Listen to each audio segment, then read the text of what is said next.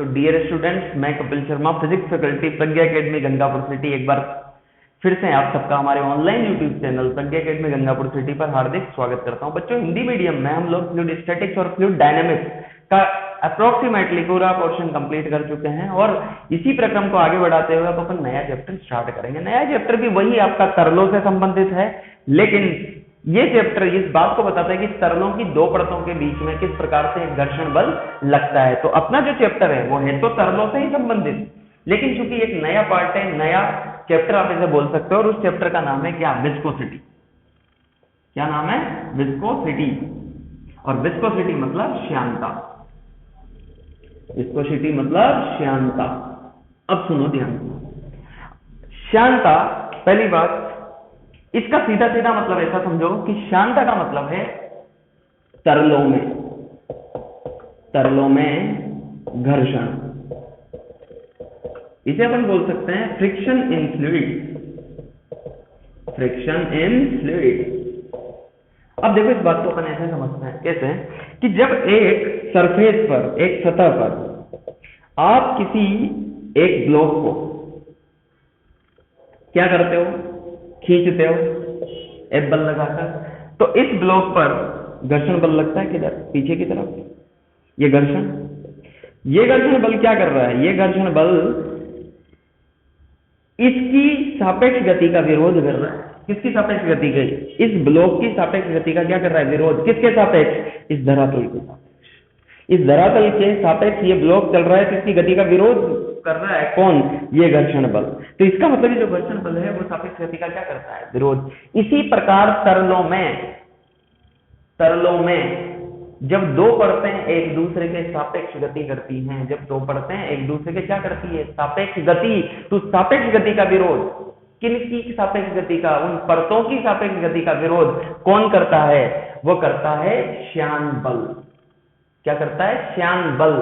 और श्यान बल जो जिस गुण के कारण आता है उसे क्या बोलते हैं? श्यानता। तो श्यानता एक गुण है। इस गुण के कारण द्रव की दो परतों के बीच में श्यान बल लगता है। तो श्यानता तो गुण है और श्यान बल उस गुण का प्रभाव है। श्यानता तो क्या है? गुण। किसका? द्रवों का या तरलों का। देखो, मैं द्रव बोलूं या तरल बोलूं एक ही बात है, क्योंकि अपन को, आपको पता हो तो हम तरलों की कैटेगरी में किसको रखते हैं? हम तरलों की कैटेगरी में उनको रखते हैं जिनका आयतन नियत हो। असंपीड्य मतलब जिनका घनत्व नियत हो, और घनत्व नियत मतलब घनत्व कब नियत रहेगा? जब आयतन नियत हो। और आयतन किसका नियत रह पाता है? आयतन गैसों का तो नियत नहीं रह पाता। अब लोग बोलते हैं कि सर तरलों में तो दोनों आती है, द्रव और गैस दोनों, लेकिन आप तो हमेशा द्रव करते रहते हो। भाई साहब, मैं द्रव इसलिए करता हूं क्योंकि गैसों का सभी का आयतन नियत नहीं रह पाता। तो मैं जब भी बोल दूं द्रव, तो मेरा मतलब तरल से ही है, क्योंकि गैसों के बारे में स्टडी करना थोड़ा सा टिपिकल हो जाएगा। फिर उनके हिसाब वो, उनको तो गैसें तो फैल जाती है, उनका आयतन बदल जाता है, तो सारी गैसें इस कैटेगरी में नहीं आती। इसलिए मैं जब भी द्रव बोल दूं तो मेरा मतलब तरल से ही है। क्लियर? तो हम बात कर रहे थे किसकी? कि दो परतें जब एक दूसरे के सापेक्ष चलती है तो उनके बीच में एक श्यान बल लगता है। वो श्यान बल किसकी तरह है? इस घर्षण बल की तरह। तो द्रवों की परतों के बीच में लगने वाला श्यान बल ही परतों के बीच का घर्षण बल है, और वो जिस गुण के कारण आता है वो क्या कहलाता है? श्यानता। तो श्यानता तो गुण है और श्यान बल इस गुण के कारण आने वाला प्रभाव है। तो अपन सबसे पहले देखते हैं श्यानता की परिभाषा। क्लियर? तो श्यानता की परिभाषा, पहली बात, श्यानता की परिभाषा में मैं एक चीज इंक्लूड करूंगा, ये श्यानता का गुण तरलों में आया कैसे है। तो इसकी बात करते हैं अपन कैसे हैं, ध्यान से सुनो। कि तरलों में, किसमें? तरलों में अंतर आणविक बलों के कारण। किसके कारण? अंतर आणविक बलों के कारण वह गुण जो तरल की दो परतों के मध्य, जो तरल मतलब सीधा सीधा हमारा द्रव, क्योंकि अभी हमारे सारे सवाल किस पर बेस्ड होते हैं? द्रव पर। तरल मतलब द्रव हमारे लिए। क्लियर? जो तरल कि दो परतों के मध्य सापेक्ष गति का विरोध करता है। देखो ध्यान से, तरलों में अंतरांगिक बलों के कारण वह गुण जो विरोध करता है किसका, दो परतों के सापेक्ष गति का जो विरोध करता है, श्यानता कहलाता है। श्यानता कहलाता है। श्यानता कहलाता है तथा इस गुण के कारण जो बल लगता है परतों के मध्य, यहां बोल दो, परतों के मध्य जो बल लगता है वह बल श्यान बल कहलाता है। श्यान बल कहलाता है। अब इस गुण ने क्या किया, विरोध, और विरोध क्या देकर किया, विरोध भी तो कोई चीज देकर करते हैं, तो ये विरोध जिससे हुआ, जिस बल से हुआ, वो बल क्या कहलाता है, श्यान बल। नोट करो आप इस डेफिनेशन को। अब यहां पे एक इंपॉर्टेंट चीज है, क्या, अंतराण्विक बल। आपको एक बात बताऊं लीजिए कि सबसे ज्यादा, अगर मैं मैटर्स की बात करूं तो मैटर्स की तीनों फॉर्म, उनमें ठोस, द्रव और गैस। तो ठोसों की तो अपन यहाँ बात ही नहीं कर रहे, ठोस को तो यहाँ बीच में लाओ ही मत। अब अपने पास बची कौन कौन सी, द्रव और गैस, और दोनों किस में आती है, तरल में। लेकिन हम फ्लूइड कैटेगरी में या तरल कैटेगरी में उन्हीं को शामिल करते हैं जिनका आयतन नियत रहे। क्लियर। तो गैसों की भी ज्यादा बात नहीं होती, लेकिन फिर भी अपन कर लेते हैं। क्लियर। हम ऐसी गैसें लेते हैं जिनका घनत्व नियत रहे, एक पल के लिए। अब अंतराण्विक बल सबसे ज्यादा किसमें होते हैं, सबसे ज्यादा होते हैं ठोसों में, उनकी अपन यहाँ बात नहीं कर रहे। हम बात कर रहे हैं अंतराण्विक बल। यदि मैं द्रव और गैसों की बात करूं तो अंतराण्विक बल ज्यादा लगते हैं किसके मॉलिक्यूल्स के बीच में, किसके अणुओं के मध्य अंतराण्विक बल ज्यादा लगते हैं, वो लगते हैं गैसों के में तो लगते हैं कम और द्रवों में लगते हैं ज्यादा। तो अंतराण्विक बल ज्यादा किसमें है, द्रवों में, और कम किसमें है, गैसों में। तो जिसमें जितना ज्यादा अंतराण्विक बल लगेगा उसकी श्यानता उतनी ही ज्यादा होगी। तो ज्यादा श्यानता किसकी है, ज्यादा श्यानता किसकी है, तो ज्यादा श्यानता होती है किसकी, द्रवों की, और कम श्यानता किसकी होती है, गैसों की। तो अपन यहां भी लिख सकते हैं कि द्रवों की श्यानता ज्यादा होती है किससे, गैसों की श्यानता से, गैसों की श्यानता से। द्रवों की श्यानता गैसों की श्यानता से क्या होती है, ज्यादा। आप ऐसे भी देख सकते हो, अगर आप कोई पानी है ना, उस पानी में आप दौड़ लगाओ और एक हवा में दौड़ लगाओ, ज्यादा आसान कहाँ है, पानी में दौड़ लगाना या हवा में दौड़ लगाना? मेरे हिसाब से तो पानी में दौड़ लगाना। और मेरे हिसाब से क्या, सभी के लिए पानी में दौड़ लगाना ज्यादा कठिन है, और आसान किसमें है, हवा में दौड़ लगाना। वो कठिनाई क्यों आई, जब आप द्रव में दौड़ लगा रहे हो तो वो कठिनाई क्यों आई? तो द्रव में दौड़ लगाने पर कठिनाई जिसके कारण आई, वो द्रवों की श्यानता के कारण आई। उस पानी ने जो श्यानता का गुण, जो विरोध किया, उस विरोध के कारण वो विरोध हम पे भी किया। क्लियर। वो विरोध किस पे किया, हम पे भी किया। और हवा ने वही विरोध कम किया। तो दौड़ना ज्यादा आसान कहाँ है या चलना ज्यादा आसान कहाँ है, हवा में या द्रव में? तो आपका आंसर क्या होना चाहिए सर, द्रव में चलना ज्यादा कठिन है, हवा में चलना ज्यादा आसान है अपेक्षाकृत। सापेक्ष देखें तो किसकी श्यानता ज्यादा होती है, द्रवों की, और किसकी श्यानता कम होती है, गैसों की। और इसका कारण क्या है कि अंतराण्विक बल किसमें ज्यादा होते हैं, द्रवों में। किसकी अपेक्षा, गैसों की अपेक्षा। याद है अपन ने पढ़ा था गैसों का अनुगति सिद्धांत, और गैसों के अनुगति सिद्धांत में अपन ने दो मॉलिक्यूल्स के बीच में अगर आदर्श गैस है तो बल को ही नगण्य मान लिया था। दो अणुओं के मध्य, आदर्श गैस के दो अणुओं के मध्य लगने वाला अंतराण्विक बल लगभग क्या होता है, फोर्स ऑफ अट्रैक्शन, उसे क्या माना था अपन ने, 0। क्लियर। लेकिन फिर भी अगर आप वास्तविक गैस की बात करो तो वास्तविक गैसों में भी थोड़ा बहुत बल लगेगा, किसकी अपेक्षा, द्रवों की अपेक्षा। तो द्रवों की अपेक्षा तो गैसों में जो अंतराण्विक बल है वो लगभग नगण्य ही है। तो श्यानता किसकी ज्यादा होगी, द्रवों की। क्यों, क्योंकि इसमें अंतराण्विक बल ज्यादा होते हैं, किसकी अपेक्षा, गैसों की अपेक्षा। नोट करो। तो ये हुई बात इसकी डेफिनेशन की। अब डेफिनेशन के बाद अपने कुछ इससे संबंधित कुछ फैक्ट सीखेंगे, ठीक है। चलो तो बात करते हैं अपन अब शांता के आगे टेक्निकल लेवल पर। ये तो हुई बात डेफिनेशन लेवल पर। तो ये शांता का गुण आया, वो किससे करना है? शांता का गुण सर सीधी सीधी सी बात है, शांता का गुण आया अंतराण्विक बलों के कारण। अंतराण्विक बल जिसमें ज्यादा होंगे उसकी शांता ज्यादा होगी, जिसमें कम होंगे उसकी शांता कम होगी। एक बात ध्यान से और कान खोल के सुनना कि जब आप बात करते हो ना शांता की, शांता का मतलब है विरोध करने वाला गुण, और ये गुण कौन प्रदर्शित करते हैं? तरल। तो शांता की बात केवल तरलों के लिए होती है, पहली चीज क्लियर। अब इस बात को समझने के लिए मैं आपको एक एग्जांपल लेके समझाता हूं, ठीक है। मान लो ये सतह है किसकी? नदी बहती है ना, तो नदी का तल होता है, तो नदी का ये है तल, नदी का तल, समझना इस बात को, नदी का तल। और इस नदी के तल के ऊपर नदी बह रही है ऐसे,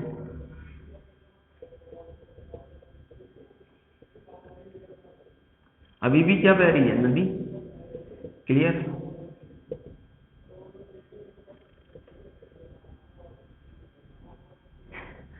ठीक है। अच्छा, अब अगर बच्चों मैं आपसे बात करूं, ये तो तल है पूरा, ध्यान से देखना इसे, ये तल है ये, और ये ऊपर नदी बह रही है। अगर मैं आपसे बात करूं तो जो सबसे ऊपर वाली परत है ना, इसका वेग सबसे ज्यादा होगा, सबसे ऊपर वाली परत। अगर मैं नीचे से मतलब नदी का तल मतलब बॉटम से यदि ऊपर जाऊं तो हाईएस्ट स्पीड किस परत की होगी?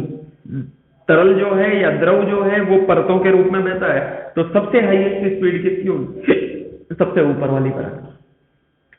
उसके नीचे वाले की कम, उसके नीचे वाले की और कम, उसके नीचे वाले की और कम, उसके नीचे वाले की और कम, उसके नीचे वाले की और कम। और जो परत इस नीचे तल के साथ टच में है, जो परत इस तल के साथ टच में है, उसकी स्पीड लगभग क्या होगी? 0। क्या बोला मैंने? जो परत इस तल के टच में है, किसकी परत? द्रव की परत, जो इस तल के क्या है? टच में, उसकी स्पीड लगभग कितनी होगी? 0। इसका मतलब सबसे हाईएस्ट, सबसे ऊपर वाली। इसका मतलब जैसे ही आप ऊपर से नीचे आओगे, ऊपर से नीचे आओगे तो जो परतें हैं उनकी स्पीड घटती जाएगी, और नीचे से ऊपर जाओगे तो परतों की स्पीड बढ़ती जाएगी। ऐसा क्यों हुआ? इसका बात मैं आपको करता हूं, ये शांता से इसका आंसर मिलता है। मान लो बच्चों कि मान लो अपन ने एक परत ली, क्लियर, ये वाली परत ली, ये वाली, क्लियर, ओके। अब एक बात समझना, अगर मैं इस परत की बात करूं तो इस परत के ऊपर जो परत है, इस परत के ऊपर जो परत है उसकी स्पीड ज्यादा है, v। और मैं इसके ऊपर वाले की बात कर रहा हूं, ये तो परत वो परत ली जिसके सापेक्ष अपन दूसरी परतों को देख रहे हैं, तो इस परत के ऊपर वाली परत की स्पीड कितनी मान ली? v। तो इसके नीचे वाली जो स्पीड है वो क्या होगी? कम, क्योंकि ऊपर जा रहे हो तो स्पीड बढ़ रही है और नीचे आ रहे हो तो स्पीड घट रही है। तो अगर यहां पर v है तो यहां पे कितनी होगी? v माइनस dv, v से थोड़ी सी कम होगी ना। इसके ऊपर वाले की यदि v है तो इसके नीचे वाले की v माइनस dv, क्लियर। तो अगर यहाँ पे v है तो यहाँ पे कितनी हो गई? v minus dv। इसका मतलब ऊपर जाने पे वेलोसिटी बढ़ रही है और नीचे जाने पे वेलोसिटी घट रही है। इसको एक और एग्जांपल से अपन समझते हैं क्या। फिर देखो ऐसा क्यों हुआ, ये तो हुआ, अब ये क्यों हुआ इसका भी आंसर देता हूं। मान लो कि इस परत के सापेक्ष इसके ऊपर वाली चली, क्या बोला मैंने कि ये परत, जो परत हमने कंसीडर की, हमने इस परत को देखा तो इसके ऊपर वाली परत जो चली वो तेजी से चल रही है, किसके सापेक्ष? इसके सापेक्ष। अगर ये ऊपर वाली परत तेजी से चलेगी तो इस परत का, ये ऊपर वाली परत ये अगर तेजी से चलेगी तो इसकी गति का, इसको 2 दे देते हैं और इसको 1 देते हैं, तो 2 की गति का कौन विरोध करेगी? 1। विरोध कैसे? पीछे बल लगाएगी, कौन सा बल? एर्शियन। अब जैसे ये विरोध हुआ, अच्छा न्यूटन का तृतीय नियम क्या बोलता है कि प्रत्येक क्रिया की समान किंतु विपरीत दिशा में प्रतिक्रिया होती है और क्रियाएं और प्रतिक्रियाएं दोनों अलग अलग वस्तुओं पर होती है। तो इसने इस पर क्रिया की क्या लगाकर, श्यान बल लगाकर, तो ये भी इस पर श्यान बल लगाएगा, किधर, आगे की तरफ, इधर एफ श्यान ये एक्शन और इसे क्या बोल दो, रिएक्शन। तो इसका मतलब इसने क्या किया, ये तो तेजी इसके ऊपर वाली परत कैसे चल रही थी, तेज, किसके सापेक्ष, इसके सापेक्ष, इस परत के सापेक्ष ये परत क्या चल रही है, तेज। तो इसकी तेज चलते ही ये क्या चाहती है, अब इसके सापेक्ष तेज चलेगी तो ये विरोध करेगी, विरोध कैसे करके कि धीमी हो जाए, तो क्या हो जाए, धीमी। तो धीमी करने के लिए पीछे की तरफ बल लगाएगी, कौन सा बल, श्यान। और ये परत भी तो इसका क्या कर रही है, विरोध। भाई एक परतें एक दूसरे का विरोध कर रही है। अब ऊपर वाली परत के सापेक्ष ये भी तो चल रही है, तो ऊपर वाले के सापेक्ष ये कैसे चल रही है, धीमी। ऊपर वाले के सापेक्ष ये कैसी चल रही है, धीमी। और एक के सापेक्ष दो, या नीचे वाले के सापेक्ष ऊपर वाली कैसे चल रही है, तेज। तो तेज को इस तेज वाली को नीचे वाली ने क्या कर दिया, धीमा। और ऊपर वाली इसे क्या करना चाहेगी, तेज, क्योंकि ऊपर वाली भी तो इसका विरोध करेगी। तो ये धीरे चल रही है तो इसको क्या चलाना चाहेगी, तेज। और तेज कैसे चलाएगी, आगे की तरफ बल लगाकर। तो ये तो हो गया एक्शन और ये हो गया रिएक्शन। इस एक्शन रिएक्शन लगा के ही ये एक दूसरे का क्या करता है, विरोध। अगर मैं इस परत के नीचे वाले की बात करूं तो इसके नीचे वाली परत, इसके नीचे वाली परत जो धीमे चल रही है उसको ये परत क्या चाहिए, ये वाली परत इसको क्या करना चाहेगी, तेज चलाना। तो इस पर ये क्या लगाएगी, आगे, और ये इस पर क्या लगाएगी, पीछे। तो नीचे वाली परत इस पर बल किधर लगा रही है, पीछे। ऊपर वाली परत इस पर किधर लगा रही है, आगे। और ये वाली ऊपर वाली पे क्या लगा रही है, पीछे। तो आप यूं बोल सकते हो कि अगर मैं ये बोलूं कि कोई भी नीचे वाली परत ऊपर वाली परत पर बल किधर लगाती है, पीछे। और ऊपर वाली परत नीचे वाली पर आगे, क्योंकि ऊपर वाली नीचे वाली को तेज चलाना चाहेगी और नीचे वाली ऊपर वाली को धीमे चलाना चाहेगी। क्लियर बात। तो मैं अगर बोलूं कि ये ऊपर वाली परत को ये नीचे वाली क्या करना चाहेगी, ऊपर वाली को नीचे वाली क्या करना चाहेगी, धीमा करना चाहेगी। और ये ऊपर वाली नीचे वाली को क्या करना चाहेगी, तेज करना चाहेगी। तो नीचे वाली परत पर जो श्यान बल लगेगा वो ऊपर वाले के कारण कहां लगेगा, आगे। और नीचे वाली के कारण ऊपर वाले पर कहां लगेगा, पीछे। क्योंकि सापेक्ष गति का क्या करना चाहती है, विरोध। जो तेज चल रहा है, जिसके सापेक्ष जो तेज चल रहा है उसको धीमा करना चाहेगा, और अगर किसी के सापेक्ष कोई परत धीमी चल रही है उसको वो तेज करना चाहेगा। क्लियर बात, क्लियर, ओके। तो इस तरीके से अगर अपन यहां से देखें तो नीचे से ऊपर जाओगे तो वेग बढ़ रहा होगा, क्योंकि प्रत्येक ऊपर वाली परत नीचे वाले के सापेक्ष तेजी तो चल रही है। और ऊपर से नीचे आओगे तो क्या हो गया, धीमा। तो इस तरीके से एक बहते हुए नदी में प्रत्येक परत की वेलोसिटी नीचे से ऊपर जाओगे तो बढ़ेगी और ऊपर से नीचे जाओगे तो घटेगी। इसका मतलब दूरी के साथ प्रत्येक परत का वेग घट बढ़ रहा है। ऊपर जा रहे हो तो बढ़ रहा है और नीचे जा रहे हो तो घट रहा है। इसी के आधार पर हम परिभाषित करते हैं किसको, वेग प्रवणता को। किसको परिभाषित करते हैं, वेग प्रवणता को। तो वेग प्रवणता क्या है, दूरी के साथ वेग का परिवर्तन। किसके साथ, दूरी के साथ वेग का परिवर्तन। और वो कैसे निकालते हैं, ध्यान से देखना। मान लो मैंने ये वो तल, इस तल पे मैंने y पे जाकर, किस पर जाकर, y पे जाकर dy मोटाई का, कितनी मोटाई का, dy मोटाई का एक परत लिया। क्लियर। इसके नीचे वाली परत का वेग AdV है, तो इसके ऊपर वाली परत का वेग क्या होगा बेटा, v प्लस dv। ध्यान से समझना, ये परत मैंने ली कितनी दूरी पर जाकर, y पर जाकर। तो इसके नीचे वाली परत का वेग यदि v है, नीचे वाली का कम होता है और ऊपर वाली का क्या होता है, ज्यादा। आप ऊपर जाओगे तो वेग बढ़ता जाए। तो इसके नीचे वेग v, तो इसके जस्ट ऊपर वेग क्या होगा, v प्लस dv। इस परत के, ये जो अपन ने मानी dy मोटाई की परत, इस परत के जस्ट नीचे की परत का वेग v और इसके जस्ट ऊपर की परत का वेग कितना मान लिया, v प्लस dv। इसका मतलब dy दूरी पे परिवर्तन कितने का हुआ, dv का ही तो हुआ। भाई जैसे ही आप dy दूरी पर गए तो परिवर्तन कितना हुआ, dv का। इसी के आधार पर वेग प्रवणता को परिभाषित कर दिया कि वेग में परिवर्तन dv किसके सापेक्ष, दूरी के सापेक्ष। तो y के सापेक्ष v में परिवर्तन, इसे क्या लिख सकते हैं, dv बटा dy। याद है ना, dx बटा dt विस्थापन में समय के सापेक्ष परिवर्तन, इसी तरीके से वेग में दूरी के साथ परिवर्तन, इसे क्या बोल देते हैं? वेग प्रवणता। तो वेग प्रवणता का मतलब होता है dv बटा dy। ऊपर जाओगे तो वेग प्रवणता पॉजिटिव और नीचे आओगे तो वेग प्रवणता नेगेटिव। वेग प्रवणता नेगेटिव होने का मतलब नीचे आ रहे हो तो वेग में परिवर्तन ऋणात्मक, मतलब वेग घट रहा है, और ऊपर जाओगे तो वेग में परिवर्तन धनात्मक, मतलब वेग बढ़ रहा है। तो वेग प्रवणता का सीधा सीधा मतलब dv बटा dy। ये एक नदी में बहने वाले जो तरल है उसके लिए अपन ने बताया। दूसरी चीज ध्यान देना कि नीचे वाली परत ऊपर वाली परत पर श्यान बल किधर लगाएगी? पीछे। क्यों? क्योंकि ये ऊपर वाली परत तेज चल रही है, इसको धीमा करना चाहेगी कौन? इसके नीचे वाली। तो बल किधर लगाएगी? पीछे। और ऊपर वाली के साथ एक नीचे वाली धीरे चल रही है तो उसको क्या करना चाहेगी? खींचना चाहेगी। और खींचेगी कैसे? उस पर आगे बल लगाकर। तो ऊपर वाली नीचे पर श्यान बल किधर लगाती है? आगे। और नीचे वाली ऊपर वाली पर श्यान बल किधर लगाती है? पीछे। तो मैं इस पॉइंट को यहां भी लिख रहा हूं, इसके आधार पर लिख रहा हूं मैं इस पॉइंट को। प्रत्येक ऊपरी परत अपने नीचे वाली परत पर श्यान बल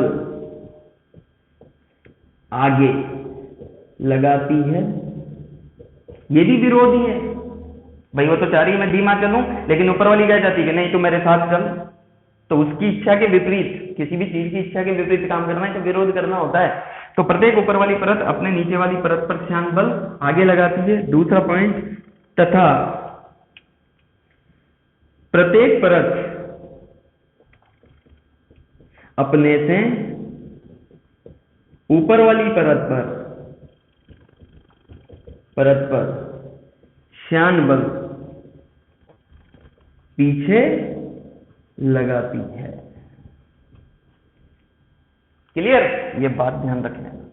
और यहां पर वेग प्रवणता, वेग का दूरी के साथ परिवर्तन, वेग का दूरी के साथ परिवर्तन। और एक बात ध्यान रखना, दूरी मतलब ऊंचाई पर, नदी की ऊंचाई पर। तो आप ऊंचे जा रहे हो तो वेग बढ़ रहा है और नीचे आओगे तो वेग घट रहा है। यहां पे भी लिख लेना, गहराई में जाने पर वेग घट रहा है, तथा ये तो पहला पॉइंट। और दूसरा, नीचे से ऊपर वेग बढ़ रहा है।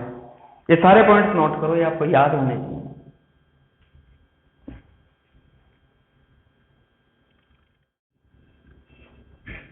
चलो, तो अब अपन इसे आगे की बात करते हैं। और आगे की बात करते हुए अपन बात करते हैं कि श्यान बल लगता तो है, किधर लगता है, कितना लगता है वो तो अपन ने देख लिया। किधर लगता है वो तो अपन ने देख लिया, लेकिन कितना लगता है इसकी बात बताई किसने? न्यूटन ने। किसने बताई? न्यूटन ने। बच्चों, जब आप आगे इंजीनियरिंग में जाओगे तो आप लोग एक शब्द पढ़ोगे, किसके बारे में? तरलों के बारे में। न्यूटोनियन फ्लूइड, न्यूटन के तरल। तो न्यूटन के तरल उन्हें कहा जाता है, मैं भी यहां पे बताता हूं, केवल इतना सा ध्यान रखना, न्यूटन के तरल उन्हें कहा जाता है जो न्यूटन के श्यानता के नियम का पालन करते हैं। किसके नियम का? न्यूटन के श्यानता के नियम का क्या करते हैं? पालन। उन्हें ही अपन न्यूटोनियन फ्लूइड्स कहते हैं, या न्यूटोनियन द्रव कहते हैं, या न्यूटन के द्रव कहते हैं। तो अब मैं जो बात बता रहा हूं वो आधारित है न्यूटन के सिद्धांत पर। तो न्यूटन ने बताया कि श्यान बल कितना लगेगा, और वो श्यान बल किन पर? वो श्यान बल लगेगा किस पर? न्यूटन के द्रवों पर। तो ये जो अपन फॉर्मूला पढ़ते हैं ना 11th क्लास में, ये किसके लिए सकते हैं? ये सकते हैं न्यूटोनियन फ्लूइड्स के लिए, या न्यूटन के द्रवों के लिए। हालांकि आप लोगों को इतनी तय तक जाने की बात नहीं है, क्योंकि अपने आउट ऑफ सिलेबस चली जाती है ये बातें, लेकिन फिर भी अगर आपको आए तो थोड़ी सी फायदेमंद हो सकती है कहीं पर। तो अभी अपन बात करते हैं कि श्यान बल लगता किधर है, वो तो अपन ने देख लिया। प्रत्येक परत अपने ऊपरी परत पर किधर लगाती है? पीछे। और प्रत्येक ऊपर वाली परत नीचे वाली परत पर क्या लग जाती है? आगे। क्लियर? और दोनों एक दूसरे का क्या कर रही है? विरोध। ऐसा करके किसी को तेज चलाना और तेज चलती हुई चीज को रोकना, दोनों विरोध में आता है। तो न्यूटन का सूत्र, अब न्यूटन का सूत्र क्या था? किसके लिए? श्यान बल के लिए। तो न्यूटन ने क्या बोला कि लगने वाला श्यान बल, लगने वाला श्यान बल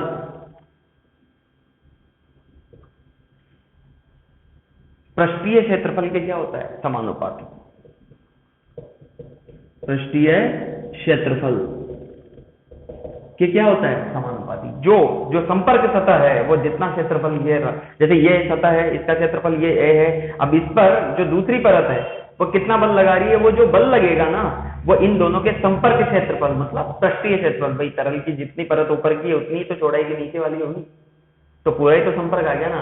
तो जो संपर्क क्षेत्रफल है या जो पृष्ठीय क्षेत्रफल है उसके क्या होता है, समानुपाती। कौन, श्यान बल। तो लगने वाला क्षेत्रफल पृष्ठीय क्षेत्रफल के क्या होता है, समानुपाती, पहला।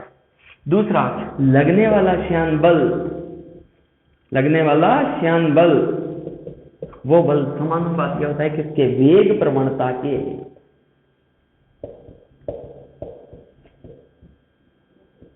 वेग प्रवणता के क्या होता है, समानुपाती। जब बेटा इनको आप कंबाइन करके लिखोगे रे तो एक श्यान समानुपाती ए डीवी बटा डी वाई। और जब आप यहां से ए हटाओगे ना तो भाई साहब एक बहुत ब्यूटीफुल फॉर्मूला निकल के आएगा आपके पास श्यान बल के लिए। तो लगने वाला जो श्यान बल है ना वो ब्यूटीफुल फॉर्मूला बराबर कितना, ईटा ए डीवी बटा D Y. This is the most important और beautiful formula given by the Newton. और इस न्यूटन ने एफ श्यान बराबर कितना, eta A D V upon D Y, ये फॉर्मूला आता है। और इस फॉर्मूले में आप लोग यहां पर माइनस लगाना ना भूलें। और ये माइनस इस बात का सूचक है कि ये जो श्यान बल है ना ये सापेक्ष गति का क्या कर रहा है, विरोध। अब यहां पे जो चीजें हैं उसको मैं लिख देता हूं। एफ श्यान तो ये क्या है, श्यान बल। ईटा क्या है, इसे बोला जाता है श्यानता गुणांक। क्या बोला जाता है, श्यानता गुणांक। ए पृष्ठीय क्षेत्रफल, क्लियर। और डीवी बटा डी वाई इसे बोला जाता है वेग प्रवणता। इसे क्या बोला जाता है, वेग प्रवणता, क्लियर। तो जो लगने वाला श्यान बल है ना वो इसके बराबर होता है। और यहाँ पे माइनस साइन किसको बता रहा है, ये ऋणात्मक चिन्ह। तो ऋणात्मक चिन्ह, ऋणात्मक चिन्ह चिन्ह विरोध को प्रदर्शित करता है। ये इस बात का सूचक है ये जो बल लग रहा है ना एफ श्यान, ये क्या है, एक विरोधी बल, क्लियर। नोट करो सर आप इसे। एफ श्यान समानुपाती होता है पृष्ठीय क्षेत्रफल ए के, एफ श्यान समानुपाती होता है डीवी बटा डी वाई से। और ये क्या है, वेग प्रवणता।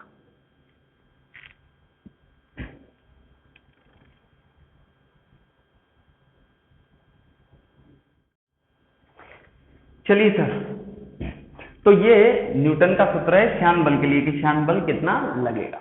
चलो, ये तो हो गई श्यान बल की बात कि सर इतना श्यान बल लगेगा, ओके। अब इससे आगे की और चर्चाएं अपन करते हैं। यहां पर एक शब्द आया था, कौन, ईटा। क्या था, ईटा। और ईटा को अपन ने बोला था श्यानता गुणांक, श्यानता गुणांक। पहली बात ये भी इंपॉर्टेंट चीज है कि श्यानता गुणांक क्या चीज। चलो इसकी बात अपन देखते हैं। अपन ने पढ़ा कि एफ श्यान जो बल है ना ये तो बल ही है, और क्या था, eta minus eta A D V बटा डी वाई। अगर अपन यहां से ध्यान से देखें तो ईटा का अगर मैं मैग्नीट्यूड लिखूं, केवल मापांक लिखूं, चिन्ह तो हटा दे मापांक लिखने पे, तो कितना आ जाएगा, एफ श्यान बटा ए डीवी बटा डी वाई। अब इसको अगर मैं इसका मात्रक लिखूं तो देखो मात्रक क्या हो जाएगा, ये तो किसमें आ जाएगा, न्यूटन। ए का मात्रक मीटर स्क्वायर, डी वाई ऊपर जाएगा तो डी वाई मतलब दूरी तो है, दूरी भी इंटू मीटर बटा डीवी, ये किसमें आएगा, मीटर पर सेकंड। इस मीटर से मीटर कट जाएगा, सेकंड कहां चला जाएगा, ऊपर, तो बराबर हो जाएगा न्यूटन सेकंड पर मीटर स्क्वायर। ये जो न्यूटन सेकंड पर मीटर स्क्वायर है ना, ये एमकेएस पद्धति हुई, और एमकेएस पद्धति में इसका मात्रक होता है न्यूटन सेकंड पर मीटर स्क्वायर, और एसआई में इसे बोला जाता है डेकापोइज। क्या बोला जाता है, डेकापोइज, डेकापोइज, ये इसका मात्रक है एसआई में। तो एसआई में श्यानता गुणांक का मात्रक क्या होता है? डेकापोइज, और इसका सीधा सीधा मतलब होता है न्यूटन सेकंड पर मीटर स्क्वायर। क्लियर? अगर अपन किसकी बात करें सीजीएस में, ये तो हुआ एसआई में डेकापोइज, सीजीएस में न्यूटन को क्या लिखते हैं? न्यूटन को लिखते हैं क्या? डाइन। डाइन, न्यूटन को डाइन, सेकंड को सेकंड पर सेंटीमीटर स्क्वायर, और इसे बोला जाता है, ये तो डेकापोइज एसआई में, और सीजीएस में जो इसे बोला जाता है डाइन सेकंड पर सेंटीमीटर, इसे बोला जाता है पोइज, POISE, पोइज। और दोनों में संबंध होता है एक डेकापोइज बराबर 10 पोइज, एक डेकापोइज बराबर 10 पोइज। तो इसका जो मात्रक होता है ना, वो मात्रक क्या होता है? इसका तो एसआई में तो डेकापोइज और सीजीएस में पोइज। पोइज को आप सीजीएस सिस्टम में ऐसे भी लिख सकते हो, डाइन सेकंड पर सेंटीमीटर स्क्वायर। इस डाइन सेकंड पर सेंटीमीटर स्क्वायर को ही पोइज बोला जाता है, और न्यूटन सेकंड पर मीटर स्क्वायर को क्या बोला जाता है? डेकापोइज। और एक डेकापोइज बराबर 10 पोइज। एक और बात बताता हूं तुम्हें, जो डेकापोइज है ना, इसे पाई जूली भी बोला जाता है, पाई जूली। ये जो एसआई में जो इसका मात्रक होता है ना, इसे पाई जूली भी बोला जाता है, पाई जूली।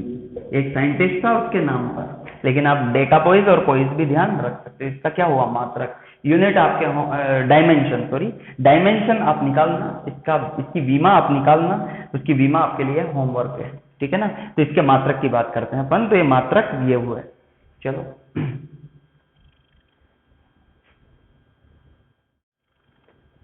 चलिए सर, ये हुई इसके मात्रक की बात। अब श्यानता से संबंधित और गुण की अपन बात करते हैं। ईटा का मान जिनके लिए ज्यादा होगा ना, ईटा का मान जिनके लिए क्या होगा? ज्यादा, वे उतने ही ज्यादा श्यान बल लगाएंगे। भाई जिन तरलों के लिए ईटा ज्यादा होगा, तो ईटा का ज्यादा होना मतलब तरल ज्यादा श्यान है। जिनके लिए ईटा ज्यादा होगा, वे तरल ज्यादा श्यान होंगे, मतलब वो उतना ही ज्यादा विरोध करेंगे। क्लियर? अब किनके लिए ज्यादा होता है? तो अपन ने अभी थोड़ी देर पहले बोला था, तो ईटा का मान द्रवों के में, ईटा का मान द्रव और गैस दोनों किस में आती है? फ्लूइड्स में, मतलब तरलों में। तो अब दोनों में से ईटा का मान किसके लिए ज्यादा होगा? तो ईटा द्रवों के लिए ज्यादा होता है, किसकी अपेक्षा? गैसों की अपेक्षा। और ये बात अपन ने अभी भी देखा था कि गैसों में अंतराणविक बल कम होता है, तो श्यान बल भी कम लगाएंगे, मतलब उनका श्यानता गुणांक भी क्या होगा? गैसों का कम, किसकी अपेक्षा? द्रवों की अपेक्षा। ये दूसरा पॉइंट। पहला पॉइंट तो इकाई और मात्रक वाला हो गया, दूसरा पॉइंट ये हो गया ईटा द्रव is greater than eta gas. ठीक है, ये ईटा से संबंधित महत्वपूर्ण बिंदु हैं, इनको नोट करते रहना आप। तीसरा पॉइंट क्या लिख सकते हो? चलो यहीं लिख देता हूं मैं नीचे। श्यानता गुणांक ईटा ताप पर निर्भर करता है, ताप पर निर्भर करता है। गैसों के लिए, क्योंकि अपन यहाँ तरल पढ़ रहे हैं और तरल में गैस और द्रव दोनों आ रहे हैं, तो देखना ध्यान से, ईटा गैस, ईटा द्रव, पहले द्रव ले लेते हैं। ईटा द्रव समानुपाती होता है 1/√T के। किसके? 1/√T के। इसका मतलब द्रवों की श्यानता, द्रवों की श्यानता ताप बढ़ाने पर घटती है। ताप बढ़ाने पर क्या होती है? घटती है। किसकी श्यानता? द्रवों की श्यानता। T बढ़ा दो तो ईटा घट जाएगा। चौथा पॉइंट, ईटा गैस समानुपाती होती है √T, मतलब गैसों की श्यानता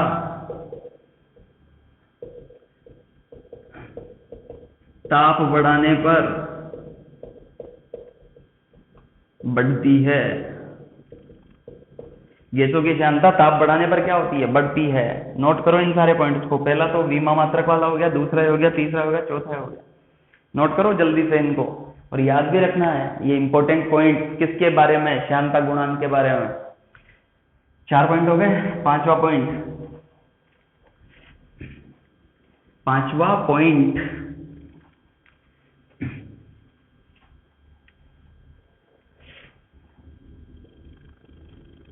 द्रवों का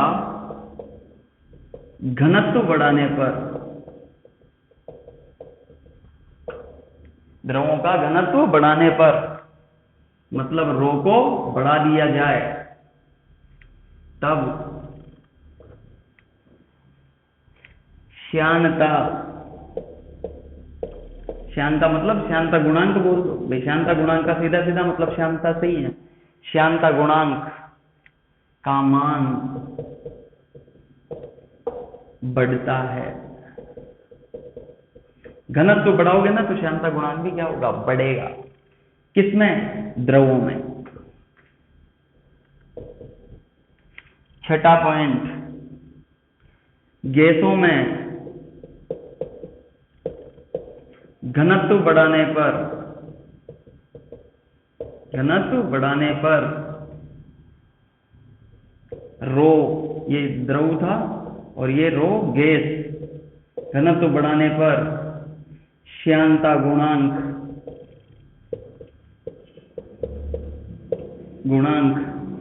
ईटा घटता है। देखो एक बात ध्यान रखना, मैं आपको बताऊं, ये जो टर्म है ना गैसों के लिए, तो अपन वैसे भी श्यानता वाला गुण हमारे काम का नहीं है। किसके लिए, गैसों से संबंधित जो जो पॉइंट्स हैं वो केवल आपको ध्यान रखना है, उनमें ज्यादा दिमाग लगाने की जरूरत नहीं है, क्योंकि अपने आईआईटी और नीट के सिलेबस के बियॉन्ड चला जाता है वो डिस्कशन। क्लियर? तो इसलिए केवल आप पॉइंट ध्यान रखो। जहां तक बात है द्रवों की, तो द्रवों के लिए आप सारे पॉइंट ध्यान रखना। क्लियर बात? तो द्रवों में घनत्व बढ़ाने पर उनका जो श्यानता गुणांक है वो क्या होता है, बढ़ता है, जबकि गैसों में घनत्व बढ़ाने पर जो उनका श्यानता गुणांक है वो क्या होता है, घटता है। क्लियर? श्यानता गुणांक का सीधा सीधा मतलब श्यान बल से है, ऐसा समझ लो। तो श्यानता का गुण घट जाता है किसमें, गैसों में। क्या बढ़ाने पर, उनका घनत्व बढ़ाने पर। ऐसा इसलिए होता है क्योंकि घनत्व जैसे ही बढ़ता है ना तो टक्करें बढ़ती है। गैसों में घनत्व बढ़ने पर क्या बढ़ती है, उनके अणुओं के मध्य टक्करें बढ़ेगी, और अगर टक्करें ज्यादा होगी ना तो उनके बहने में मदद होती है गैसों में। जबकि द्रव में क्या होता है कि टक्करें बढ़ जाएगी ना, तो टक्करें बढ़ने से मतलब इंटरमोलिकुलर फोर्सेस बढ़ गए, इंटरमोलिकुलर फोर्सेस बढ़ गए तो उनके जो बहाव है उसमें दिक्कतें आएगी, जबकि गैसों के केस में टक्करें बढ़ने से उनके बहाव में आसानी रहती है। और जो जितनी आसानी से बह जाए उसकी श्यानता उतनी ही कम है भाई। जैसे मान लो मैंने एक पात्र में लिया कौन, एक जगह पे, जैसे मान लो कि मैंने एक ढलान है, उस ढलान पर पानी को छोड़ा, ऐसे पानी को यहाँ पर हल्का सा गिराया तो पानी बिल्कुल नीचे आएगा, और एक शहद को गिराया, शहद को और पानी को, तो ज्यादा आसानी से कौन बहेगा, शहद या पानी? पानी। ऐसा अपन भी देखते हैं, ढलान पे यदि पानी डाल दो वो नीचे नीचे चलता जाएगा। तो ज्यादा श्यान कौन है, जो कम बह रहा है। क्यों? क्योंकि उसके बहने में विरोध मिल रहा है परतों का। तो किस में ज्यादा विरोध मिल रहा है, शहद में या पानी में? शहद में। शहद क्या है, ज्यादा श्यान किसकी अपेक्षा, पानी की अपेक्षा। क्लियर? तो आप ऐसे भी बोल सकते हो जो मोटे द्रव हैं, मोटे मतलब थिक, जिनमें थिकनेस ज्यादा होती है, वो उनकी श्यानता क्या होती है, ज्यादा पतले द्रवों की अपेक्षा, जैसे कि पानी और शहद। आप ऐसा भी बोल सकते हो। और अगर आप गैस और द्रव में कंपैरिजन कर रहे हो तो ध्यान रखना कि गैसों का घनत्व बढ़ने पर टक्करें बढ़ती है, और टक्करें बढ़ने से उनमें श्यानता का गुण बढ़ता है, मतलब उनका श्यानता का गुण क्या होता है, घटता है, मतलब विरोध कम मिलता है। श्यानता घटने का मतलब विरोध कम होना, और विरोध कम होगा तो आसानी से बहेंगे। जबकि तो एक बात ध्यान रखना कि गैसों के केस के जो भी इंपॉर्टेंट पॉइंट्स है ना, उनको केवल आप ध्यान रखो, क्योंकि वो अपने आईआईटी के सिलेबस और नीट के सिलेबस में नहीं है। नीट के सिलेबस में द्रवों की श्यानता के बारे में ज्यादा बात होती है, और एक आध एक सवाल कहीं पे आ जाए गैसों के लिए तो आपको इतने से ये आने भी चाहिए। चलो नोट करो इनको, इंपॉर्टेंट पॉइंट्स को।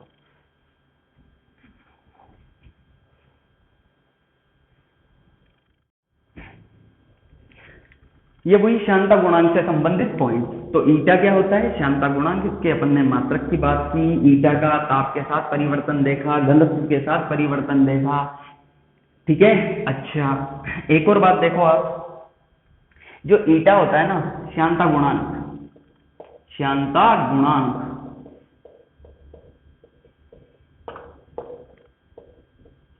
यह पदार्थ की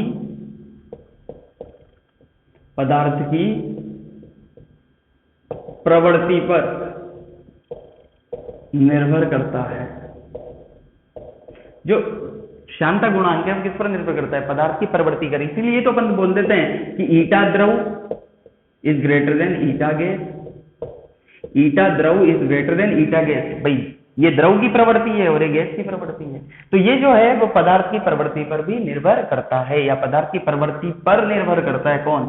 श्यानता गुणांक। इसलिए बोल देते हैं कि ईटा द्रव is greater than eta gas. Clear? ये पॉइंट भी आप नोट करो, इसे छठा सातवां जो भी पॉइंट है उसमें लिख लेना। और देखो एक बात बताना, अब आपको पूछता हूं मैं, छोटी छोटी सी बातें। मान लो कि मेरे पास 3 तरीके के ग्लास है, या 3 ग्लास हैं, ठीक है? ग्लास नंबर 1, ग्लास नंबर 2 और ग्लास नंबर 3। ओके जी। पहले में भरा हुआ है कौन? पानी। दूसरे में भरा हुआ है कौन? वही सेम ग्लास, शहद। यह है वाटर और यह है हनी। और तीसरे में भरा हुआ है कौन? टूथपेस्ट, मंजन करने का जो पेस्ट आता है ना वो। ठीक है जी भाई साहब। ओके, मैंने तीनों गिलासों को टेढ़ा किया। तीनों गिलासों को क्या किया? टेढ़ा। तीनों गिलासों को टेढ़ा करने पर ज्यादा आसानी से बाहर कौन आएगा?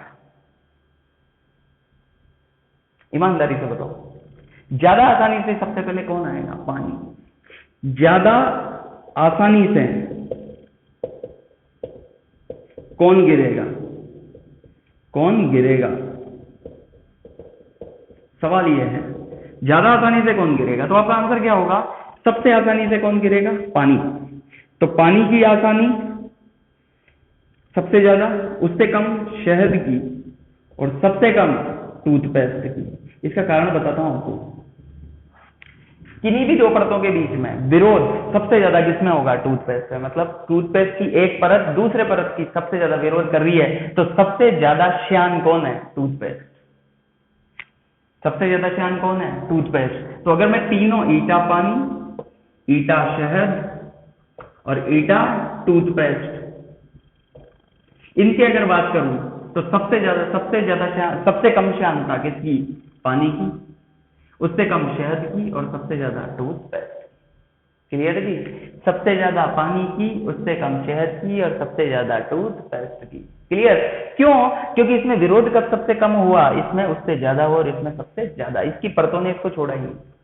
तो इसको आप इंटरमोलिकुलर अंतराणविक बलों से देख सकते हो। क्यों? क्योंकि जो श्यानता का गुण है आता कहां से? अंतराणविक बलों से। तो जिनमें अफेक्शन ज्यादा होगा, जिनके अणुओं में प्रेम ज्यादा होगा, वो उतनी आसानी से छोड़ने वाले नहीं है। किसको? दूसरे अणुओं को। तो दूसरे अणुओं को नहीं आने देंगे किसके? टूथपेस्ट को आसानी से। जबकि शहद में थोड़ी कम आसानी, और इसमें सबसे ज्यादा आसानी। सबसे ज्यादा आसानी इसका होगा, उससे कम इसका, और उससे कम इसका। तो सबसे ज्यादा कठिनाई किसमें आएगी? जिसके बहने में कठिनाई आए उसकी श्यानता ज्यादा, जिसके बहने में कठिनाई कम आए उसकी श्यानता कम। और श्यानता का मतलब सीधा सीधा दो परतों के मध्य लगने वाला घर्षण बल। आप इसको ऐसे भी समझ सकते हो, जो द्रव या जो तरल जितने ज्यादा मोटे होंगे, मतलब थिकनेस जिनकी ज्यादा होगी, वो उतने ज्यादा श्यान होते हैं, और जो पतले होते हैं उनकी श्यानता अपेक्षाकृत कम होती है। ये पूरे के पूरी जो थ्योरेटिकल चीज है ना, ये आपको याद होनी चाहिए। बल कितना लगता है उसके बारे में अपन बात कर चुके हैं। क्लियर? अब देखो यहाँ पे एक और इंपॉर्टेंट चीज, कि मान लो एक ब्लॉक है। क्या बोला मैंने? एक ब्लॉक है।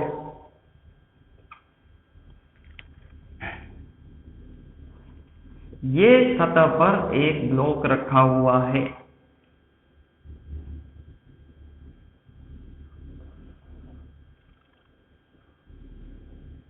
क्लियर?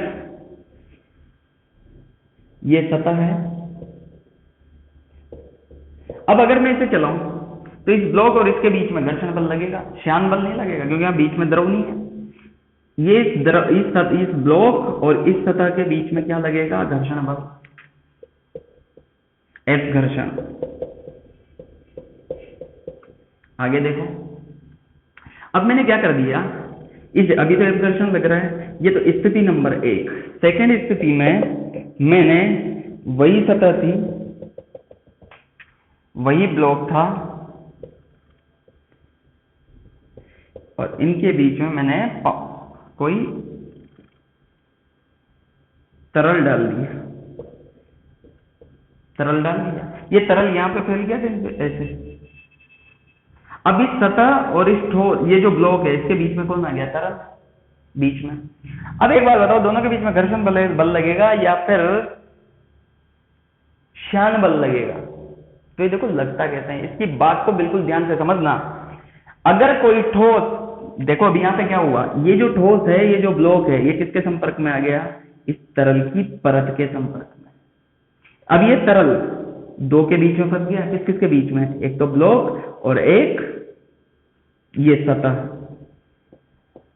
तो इस तरल, मान लो इस तरल की मोटाई T है, तो यहां पे मैं डायग्राम बना रहा हूं, इस डायग्राम को ध्यान से देखना। ये तो कौन है? ब्लॉक। ये कंसेप्ट है, आपको सवाल करने में मदद देंगे। और इसके बीच में ये क्या आ गई? ये आ गई साहब T मोटाई की। ये T क्या है?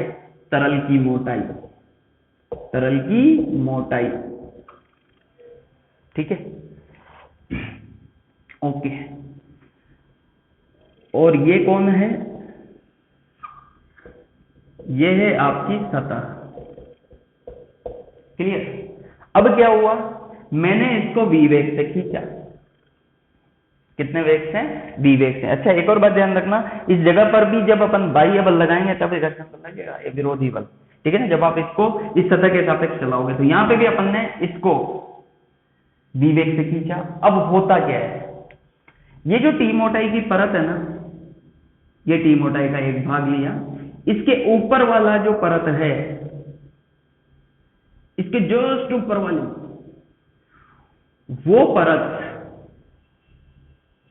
के जो अणु हैं वो इस ब्लॉक के साथ चिपक जाते हैं। पहली इंपॉर्टेंट बात क्या बोला मैंने, कि ये जो T मोटाई की परत है, इसके जस्ट ऊपर वाला जो अणु है वो इस ब्लॉक के साथ, इस ठोस के साथ चिपक जाते हैं। तो क्या पॉइंट सीखा अपन ने बेटा, कि अगर कोई तरल की परत किसी ठोस के संपर्क में है तो वो जो परत है, वो परत उस ठोस के साथ चिपक जाती है। चिपकने का मतलब, अगर ये v वेग से जा रहा है तो ये ऊपरी परत भी कितने से जा रही होगी? v वेग से। तो ये जो ऊपर वाली परत है ना, जस्ट इसके ऊपर वाली, ये कितने वेग से जा रही है? v वेग से। ओके।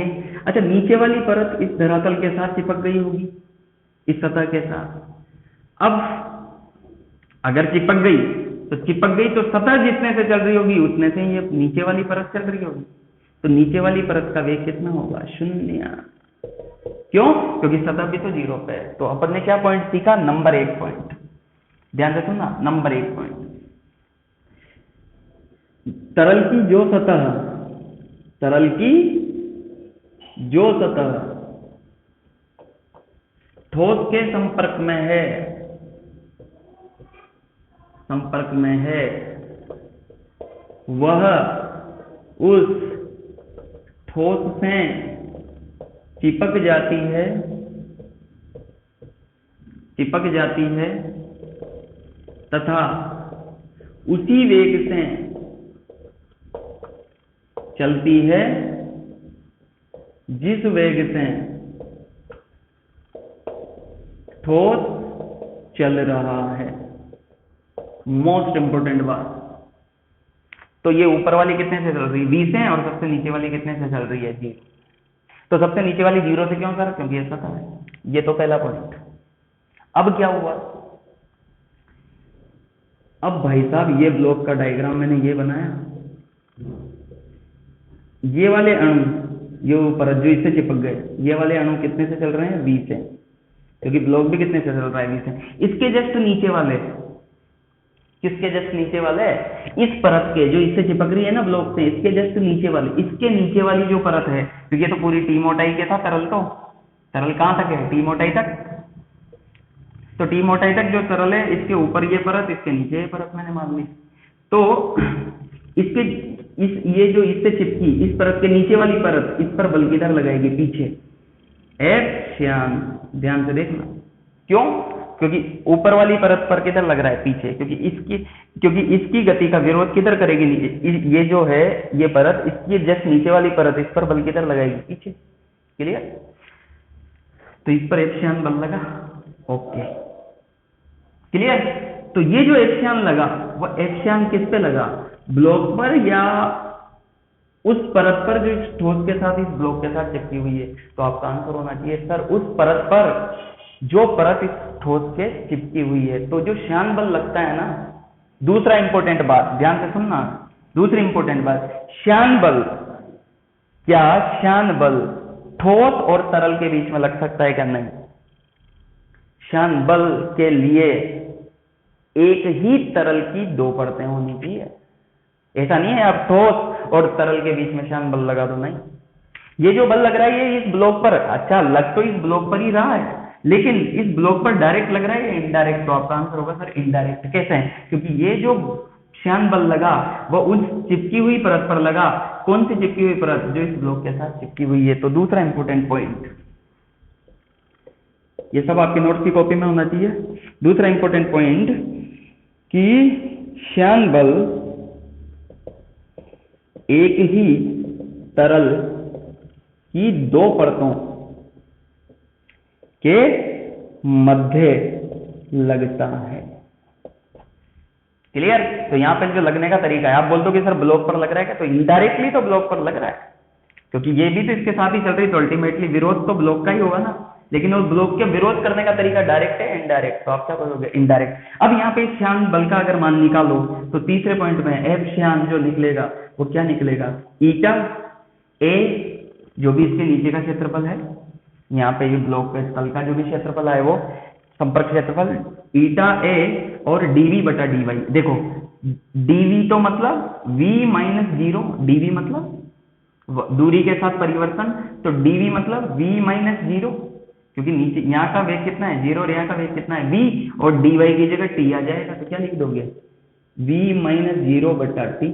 तो इसका आंसर जो एप्सियन आ जाएगा कितना हो जाएगा, ईटा ए बी बटा टी। यहाँ पे चाहो तो आगे क्या लगा दो, माइनस, क्योंकि विरोध कर रहा है। तो इतना ये लगता है। तो यहाँ पे दो इंपॉर्टेंट पॉइंट आपने सीखे, क्या क्या, कि तरल की जो सतह ठोस के संपर्क में है वो उसी वेग से चलती है जिस वेग से कौन चल रहा है, वो ठोस। दूसरा पॉइंट, जो श्यान बल लगता है वो द्रव की दो परतों के बीच में लगता है ना।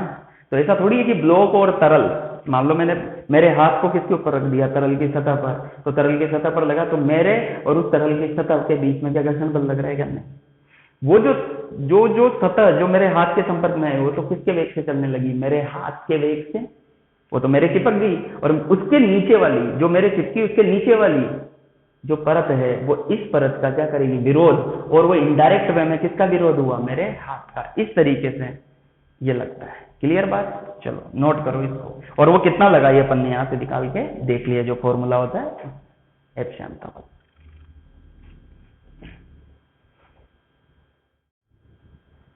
अच्छा चलो बच्चों एक बात बताओ, श्यानता के लिए अपन ने इतनी चीजें पढ़ी, इसके एग्जाम्पल को समझने के लिए तो और इसका एग्जाम्पल तो बताओ एक आधे। अब एक बात बताओ, अगर अपन मिक्सी देखा ना, उसको अपन घुमाते हैं और बंद करते हैं, तो कोई चीज जो उसमें आप पीस रहे हो वो लगातार घूमती रहती है जार में।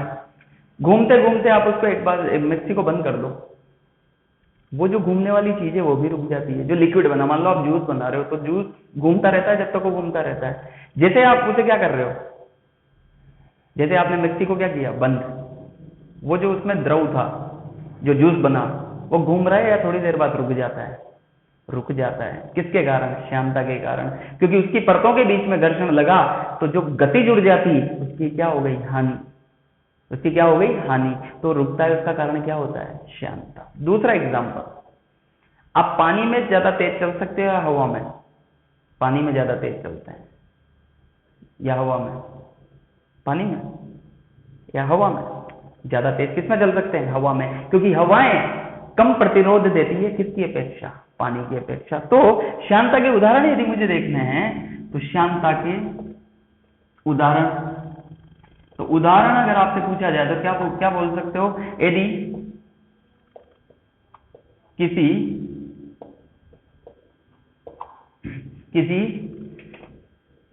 द्रव को घुमाकर छोड़ दिया जाए, तब थोड़ी देर के बाद द्रव स्थिर हो जाएगा। किसके कारण? और उसका जो कारण है वो क्या है? श्यानता, आंतरिक घर्षण बल। आंतरिक घर्षण बल, और वो आंतरिक घर्षण बल कौन सा है? श्यान बल। दूसरा, पानी में गति करना हवा की अपेक्षा ज्यादा कठिन है। क्यों? कारण श्यान बल के कारण। ऐसे कई जगह पे कई उदाहरण है। अब मान लो कि मैंने बोला कि उसको किसी द्रव को घुमाकर छोड़ दिया जाए, तो थोड़ी देर के बाद वो स्थिर हो जाता है। क्यों? क्योंकि आंतरिक परतों के बीच में क्या लग रहा है? घर्षण। तो उनकी जो गति जुड़ जाए वो उसकी क्या हो गई? हानि, और वो द्रव रुक जाएगा। इसका मतलब यदि मुझे उस घूर्णन को कंटिन्यूअस रखना है तो मुझे बाह्य कार्य करना पड़ेगा, मतलब मुझे उसमें कंटिन्यूअस ऊर्जा देनी पड़ेगी। तो मुझे यदि किसी द्रव के फ्लो को मेंटेन रखना है, क्या बोला मैंने?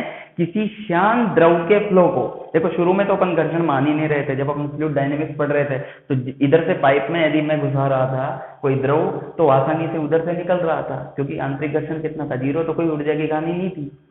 लेकिन यहाँ पे चूंकि मैं श्यान द्रव पढ़ रहा हूं, तो श्यान द्रव यदि मैं पढ़ रहा हूं भाई साहब, तो मुझे अगर इधर से v वेग से घुसाना है और उधर से भी यदि v वेग से लेना है, मान लो मैंने एक पाइप लिया और इस पाइप में मैंने द्रव को क्या किया? यदि इधर से v वेग से घुसाया तो इधर से भी यदि v वेग से निकालना है, तो क्या अगर श्यान द्रव होगा तो इधर से v वेग से घुसाने पर क्या इधर से v वेग से निकल जाएगा क्या? नहीं, क्योंकि बीच में ऊर्जा की क्या होगी? हानि। यदि मुझे इधर से v वेग से घुसाकर इधर v वेग से निकालना है तो मुझे क्या करना पड़ेगा? बाह्य कार्य। तो अपन तीसरा पॉइंट यहाँ पे लिख सकते हैं कि यदि किसी स्थान पर हमें द्रव प्रवाह को मेंटेन रखना है, तब हमें बाह्य कार्य करना होगा। यदि किसी स्थान पर हमें द्रव प्रवाह को मेंटेन रखना है तब हमें बाह्य कार्य करना होगा। और जो द्रव है ना, ये कौन सा द्रव है? श्यान द्रव। क्योंकि श्यानता के कारण ऊर्जा की क्या होती रहेगी? हानि। भाई साहब देखो, जब आपने किसी ब्लॉक को घर्षण रहित सतह पे धक्का दे दो, v वेग दे दो, तो जिंदगी भर v वेग से चलता रहेगा। लेकिन सामान्यतः जब आप किसी घर्षण युक्त सतह पर उसे छोड़ देते हो तो क्या जिंदगी भर v वेग से चलता रहता है क्या? नहीं, थोड़ी देर के दूर पर जाके वो क्या हो जाता है? रुक जाता है। किसके कारण? घर्षण बल के कारण। ऊर्जा की क्या हो गई? हानि। क्लियर? ठीक इसी प्रकार द्रव में भी होता है। अगर मुझे फ्लो को मेंटेन रखना है तो मुझे बाह्य क्या करना पड़ेगा? कार्य। यदि मान लो अपन मोटर का यूज ना करें, क्लियर, और पाइप में इधर से पानी डाला, तो वो पानी यदि इधर v वेग से डाला तो उधर भी v वेग से निकलेगा क्या, या कंटिन्यूस निकलता रहेगा क्या? बताओ आप। नहीं ना। तो आप क्या चलाते हो? मोटर। क्यों? क्योंकि आप मोटर चला के बाह्य कार्य कर रहे हो तो उधर से वो फ्लो मेंटेन रहेगा, अन्यथा वो फ्लो मेंटेन नहीं रख पाते। थोड़ी देर के लिए रहेगा फिर वो फ्लो रुक जाता है। तो फ्लो को मेंटेन रखने के लिए हमें बाह्य कार्य करना होगा, और ये सब श्यानता के कारण होता है। और अब तक जो अपन ने पढ़ा फ्लूइड डायनेमिक्स में, वो सारा क्या था? अश्यान द्रव। क्लियर? और अपन यहाँ पे श्यानता गुणांक या F बराबर ईटा A dV बटा dy को भी यहाँ पर क्या कर देते हैं? शामिल, जो दो परतों के बीच में लगने वाले श्यान बल को प्रदर्शित करता है। क्लियर बात। चलो अब इससे आगे बढ़ते हुए अपन बात करते हैं किसकी, अपन बात करते हैं सर जी स्टोक के नियम की। किसकी बात करते हैं? स्टोक नियम। स्टोक का नियम तथा क्रांतिक वेग।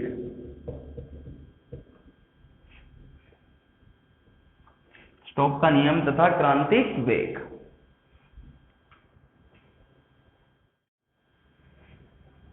चलिए सर अब करते हैं आगे की बात।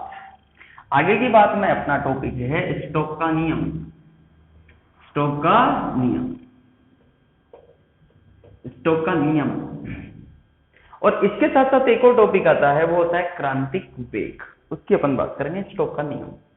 स्टोक का नियम, सबसे पहले स्टोक ने यह बताया कि अगर, ध्यान से सुनना, कि अगर कोई तरल पदार्थ है, द्रव ले लेते हैं वैसे भी अपन द्रव को ही मानते हैं, तरल तो गन, क्योंकि आयतन इसी का नियत रह पाएगा ढंग से तो डेफिनेशन वाइज।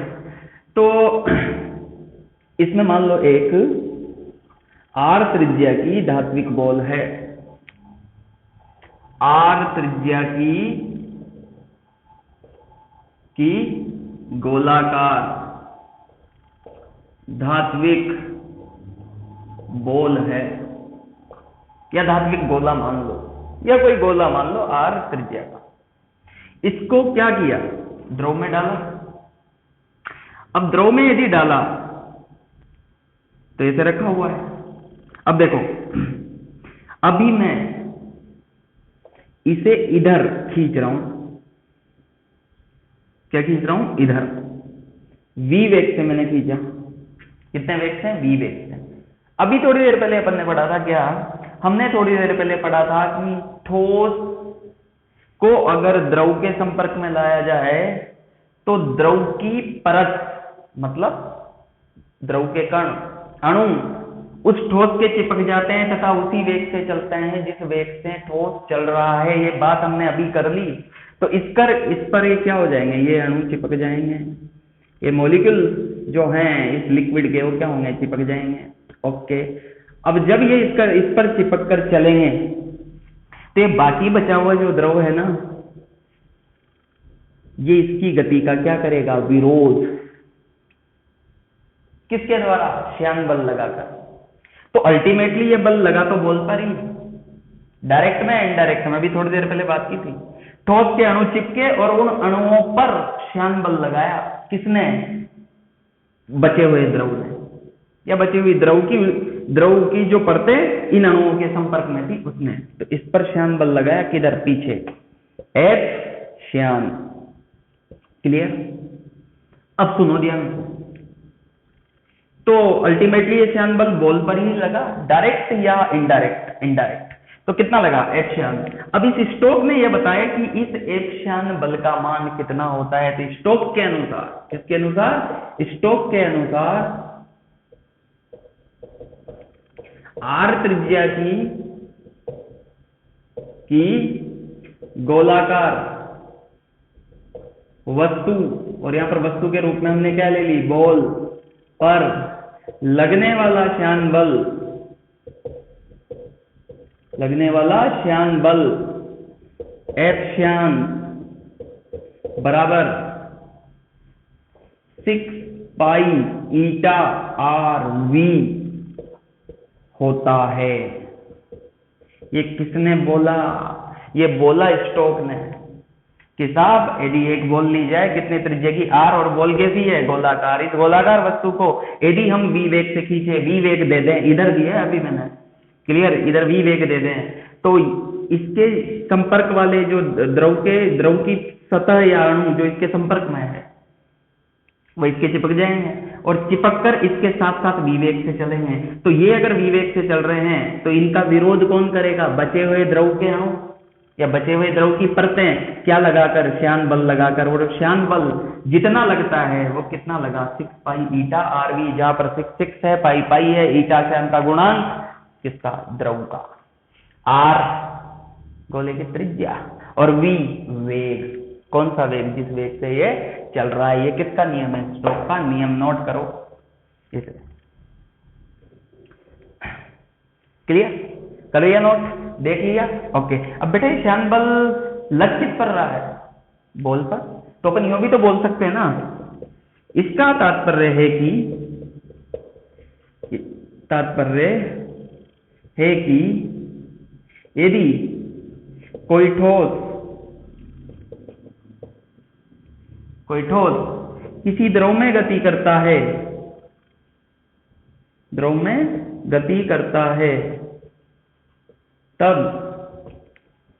तब श्यान बल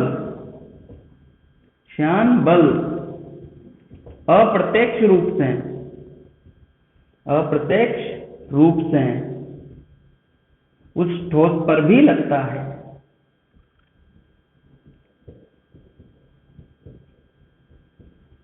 अप्रत्यक्ष रूप से, डायरेक्ट नहीं लग रहा। आपसे पूछा जाए कि बताओ एक ठोस और द्रव के बीच में श्यान बल लग सकता है क्या, आपका आंसर होगा नहीं, डायरेक्ट नहीं लग सकता। फिर कैसे लगता है, हमेशा श्यान बल द्रव की दो परतों के बीच में ही लगता है, लेकिन इनडायरेक्ट वे में, चूंकि इन अणुओं से, ये अणु इसके साथ साथ चिपक के चल रहे हैं, तो ये श्यान बल इन अणुओं का विरोध कर रहा है, तो इन अणुओं का विरोध कर रहा है, और ये इसके चिपके हुए मतलब बॉल का विरोध कर रहा है। तो वो इतना दिया किसने, स्टोक ने। तो ये स्टोक का नियम है कि इतना बल लगता है, और इससे अपन ये कंसेप्ट सीख सकते हैं।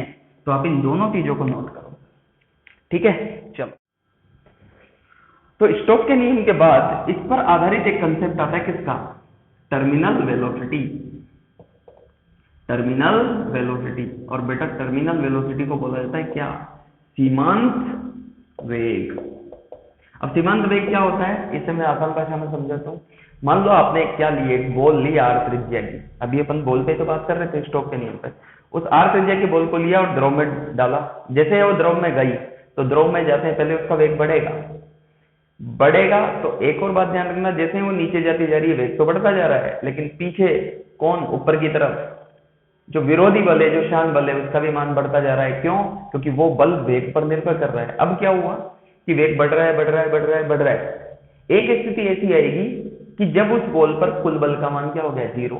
इसका मतलब बॉल अब तक तो त्वरित हो रही थी और वेग बढ़ रहा था, लेकिन एक स्थिति ऐसी आएगी कि उस बॉल पर कुल बल 0 हो जाएगा, मतलब कुल त्वरण उसका क्या हो जाएगा, 0। और जिस वेग पर ये त्वरण 0 हुआ, कोई समय तो आएगा जब उसका वेग बढ़ रहा था, अचानक त्वरण कितना हो गया, 0। वो क्यों होगा वो अपन समझेंगे। त्वरण 0 हुआ तो मतलब अब वेग का बढ़ना रुक जाएगा। इसका मतलब अब तक जो वेग बढ़ के एक अधिकतम मान को प्राप्त कर चुका, उसके बाद वेग का बढ़ना क्या हो गया, बंद हो गया। तो वो जिस महत्तम वेग को प्राप्त कर लेता है, उसके बाद वेग का बढ़ना बंद हो जाता है। तो वेग का वह मान जो अधिकतम भी हो और जिसके बाद वेग में वृद्धि होना क्या हो जाए, बंद। इसके बाद जो बॉल है वो पानी में उसी वेग से जाएगी। यह वेग, यह नियत वेग या यह अधिकतम वेग क्या कहलाता है, सीमांत वेग। इस बात को मैं यहां पे समझाता हूं कि मान लो ये द्रव है और इस द्रव में आपने क्या किया, एक आर त्रिज्या की छोटी बॉल को डाला। इसको डाला, आर त्रिज्या की एक छोटी सी बॉल को क्या किया, डाला, इसमें डाल दिया, ये आर त्रिज्या की बॉल। अब अभी अपन देख रहे थे जब ये आर त्रिज्या की ये बॉल गई इसमें, तो क्या हुआ सर, जब ये आर त्रिज्या की बॉल यहां पर गई तो एक तो इस पर mg नीचे लग रहा है, एक बायन्सी फोर्स कहां लग रहा है, ऊपर, उत्प्लवन बल, और साथ में F श्यान बल भी तो लगेगा। तो जैसे ही आपने डाली तो आपने इसे डाल के मतलब ऐसे छोड़ दिया, तो अभी तो ये त्वरित होने लगी है। तो शुरू में तो श्यान बल का मान, जैसे मैंने बोला t बराबर 0 पर डाला, तो t बराबर 0 पर अगर मैं F श्यान की बात करूं तो F श्यान क्या होता है, 6 पाई ईटा RV। तो ये 0 ही तो होगा, क्यों, क्योंकि t बराबर 0 पर v बराबर क्या है, 0। तो श्यान तो 0 है। लेकिन अगर मैं देखूं कि इसने जब t बराबर 0 पर त्वरित होना स्टार्ट किया तो इसका वेग बढ़ रहा है। वेग बढ़ते बढ़ते श्यान बल भी लगातार बढ़ता रहेगा। श्यान बल बढ़ता रहेगा बढ़ता रहेगा बढ़ता रहेगा बढ़ता रहेगा। एक स्थिति ऐसी भी तो आ सकती है कि ये उत्प्लवन बल और ये श्यान बल मिलकर किसको बैलेंस कर दे, mg को। बात को समझे? देखो श्यान बल बढ़ता जा रहा है, ये बढ़ते हैं बढ़ते हैं बढ़ते हैं, एक स्थिति ऐसी है कि ये दोनों मिलकर किसको बैलेंस कर दें, mg को। जब ऊपर का बल नीचे के बल के बराबर हो जाएगा तो कुल बल कितना हो गया वस्तु पर, 0। और जब कुल बल वस्तु का क्या हो जाता है, 0, उसके बाद उसका त्वरण भी क्या हो जाता है, 0। और त्वरण का 0 होना, इसका मतलब वेग में परिवर्तन अब नहीं होगा। इसका मतलब जिस स्थिति पर ऊपर का बल बराबर नीचे का बल, जब त्वरण 0 हो जाए, मान लो उस स्थिति में इसका जो वेग है वो वेग vt है, और इसे ही अपन क्या बोल रहे हैं, सीमांत वेग। तो सीमांत वेग आप इसे भी बोल सकते हो कि जिस सीमांत वेग वह वेग है जब वस्तु को द्रव में डाला जाता है, तो सीमांत वेग वाली स्थिति पर वस्तु पर कार्यरत कुल बल का मान क्या हो जाता है, 0। मतलब इस वेग से ज्यादा वेग संभव नहीं होगा। अब जो ये वस्तु या ये जो बॉल है वो जो द्रव में अंदर जाएगी वो किस वेग से जाएगी, सीमांत वेग। क्लियर? अब इसके लिए देखो, ऊपर का बल बराबर नीचे का बल कब हुआ, जब वेग कितना हो गया, vt। तो इस स्थिति में अपन ये भी तो लिख सकते हैं ना कि F उत्प्लवन प्लस F श्यान बराबर किसके हो गया, mg के। कब? जब वेग कितना हो चुका, vt, और ये vt क्या कहलाता है, सीमांत वेग। तो fb को तो क्या लिखेंगे, उत्प्लवन बल कैसे लिखते हैं, v डूबा हुआ तो क्या लिखोगे, कितना भाग डूबा हुआ है, तो ये कौन सी बॉल है, गोलाकार। तो v डूबा हुआ क्या लिखोगे, 4/3 पाई r क्यूब इंटू रो द्रव इंटू जी, v रो जी, जहां पे उत्प्लवन बल में द्रव का ही तो घनत्व आता है, प्लस f श्यान क्या लिखोगे, 6 पाई ईटा r v t, ठीक है, बराबर mg। अच्छा, वस्तु के द्रव्यमान m को क्या लिख देंगे, वस्तु का आयतन इंटू वस्तु का घनत्व। मान लो वस्तु का आयतन कितना है, 4/3 पाई r क्यूब, मान लिया गया, यही तो है, गोलाकार वस्तु है तो। और इसका घनत्व कितना है, रो वस्तु या रो बॉल लिख लो, रो बॉल। तो अपन यहाँ पे ये भी तो लिख सकते हैं, 4/3 पाई r क्यूब रो द्रव इंटू जी प्लस 6 पाई ईटा r v t बराबर 4/3 पाई r cube row ball into जी। अब इसको उधर ले जाओ और हमें vt का मान निकालना है, तो vt बराबर क्या लिख दोगे, 4/3 पाई r क्यूब इंटू जी। देखो ये उधर जाएगा तो इसमें से कॉमन आ जाएगा, इसमें से और इसमें से कॉमन आ जाएगा, तो अंदर क्या बचेगा, रो बॉल माइनस रो द्रव बटा 6 पाई ईटा r, 6 पाई ईटा r। देखो r से क्या कट गया, स्क्वायर बार, पाई से पाई कट गया, ये 2 से 2 बार और ये 2 से 3 बार, तो 3 इससे गुणा होगा तो 9। तो vt इक्वल टू कितना आ गया, vt बराबर आ गया बेटा 2/9 r स्क्वायर जी रो बॉल माइनस रो द्रव बटा ईटा। ये है आपका क्रांतिक वेग, और इस क्रांतिक वेग से अब बॉल कहां जाएगी, नीचे। तो कहने का मतलब क्रांतिक वेग वह वेग है जो अधिकतम भी होता है, और इस वेग पर वस्तु को जब द्रव में डुबाया जाता है तो ये वेग प्राप्त करने के बाद वस्तु का त्वरण कितना हो जाता है, 0, और फिर वस्तु इसी वेग से नीचे जाती है। मतलब ये वेग क्या रहता है, नियत। तो vt के बारे में खास बातें, vt के लिए एक तो ये अधिकतम है और ये नियत है, और इस बॉल का त्वरण कितना हो जाएगा, और इसका मान ऐसे निकालना है। इस स्थिति में वस्तु पर कार्यरत या बॉल पर कार्यरत कुल बल का मान कितना हो गया, 0, और इसे अपन क्या बोलते हैं, कौन सा वेग, सीमांत वेग। क्लियर? नोट करो इसे, मिटा दो। चलो, अब जब अपने देखा तो देखो यहाँ पे सीमांत वेग की अपन अगर परिभाषा लिखें तो इस परिभाषा को समझाने के लिए अपन क्या बोलेंगे कि जब किसी वस्तु को, जब किसी वस्तु को द्रव में डाला जाता है रो वस्तु ग्रेटर देन रो द्रव। इसका मतलब समझे? वस्तु का घनत्व मैं द्रव के घनत्व से क्या ले रहा हूँ, ज्यादा, तभी तो ये डूबेगी नीचे, वरना है तो तैरने लग जाएगी। तो मैं डूबने वाली तो स्थिति कर रहा हूँ। वस्तु को द्रव में डाला जाता है, और द्रव अभी कौन सा द्रव है? श्यान द्रव, याद रखना। तब आरंभ में वस्तु त्वरित होगी, अर्थात वेग बढ़ेगा, किंतु कुछ समय पश्चात वस्तु एक नियत, और ये नियत वेग ही क्या है, नियत तथा अधिकतम वेग प्राप्त कर लेती है, जिसे सीमांत वेग कहते हैं।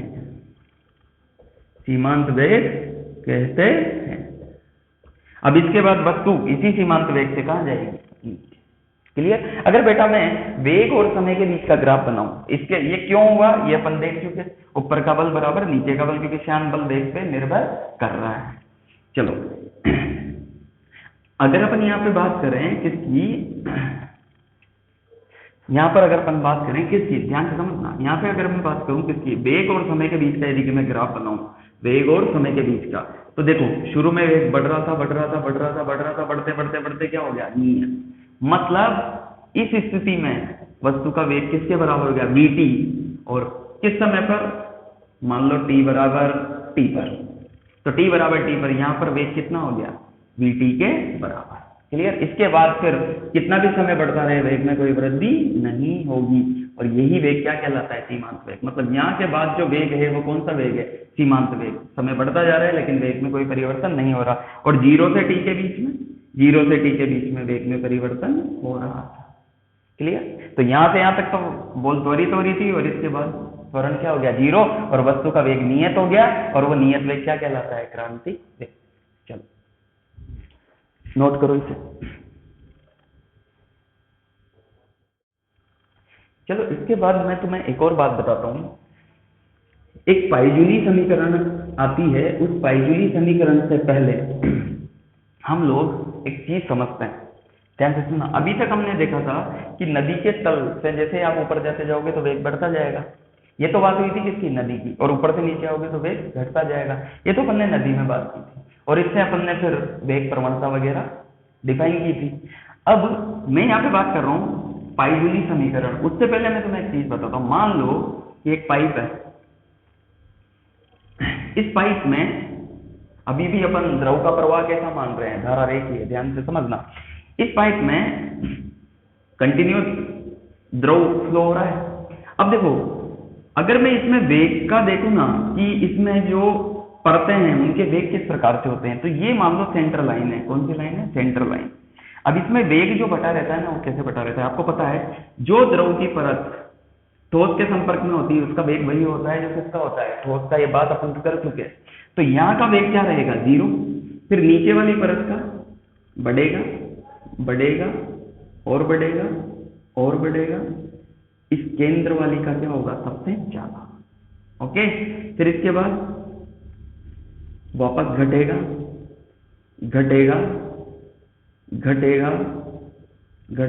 और वापस यहाँ पे कितना हो जाएगा, 0। अगर आप ध्यान से देखो तो कुछ वेग का जो प्रारूप है वो कुछ इस तरीके का मिलता है, और ये जो प्रारूप है ना, ये प्रारूप होता है पैराबोला टाइप, पैराबोला। और पैराबोले में भी क्योंकि ये पूरा इस तरीके से, ध्यान से देखना, ये इस तरीके का कटोरा है, पैराबोला का कटोरा ऐसे, मैं इधर बना देता हूं इस तरीके से। क्लियर? ऐसे केंद्र का सबसे ज्यादा, ये सेंटर वाली लाइन का, फिर कम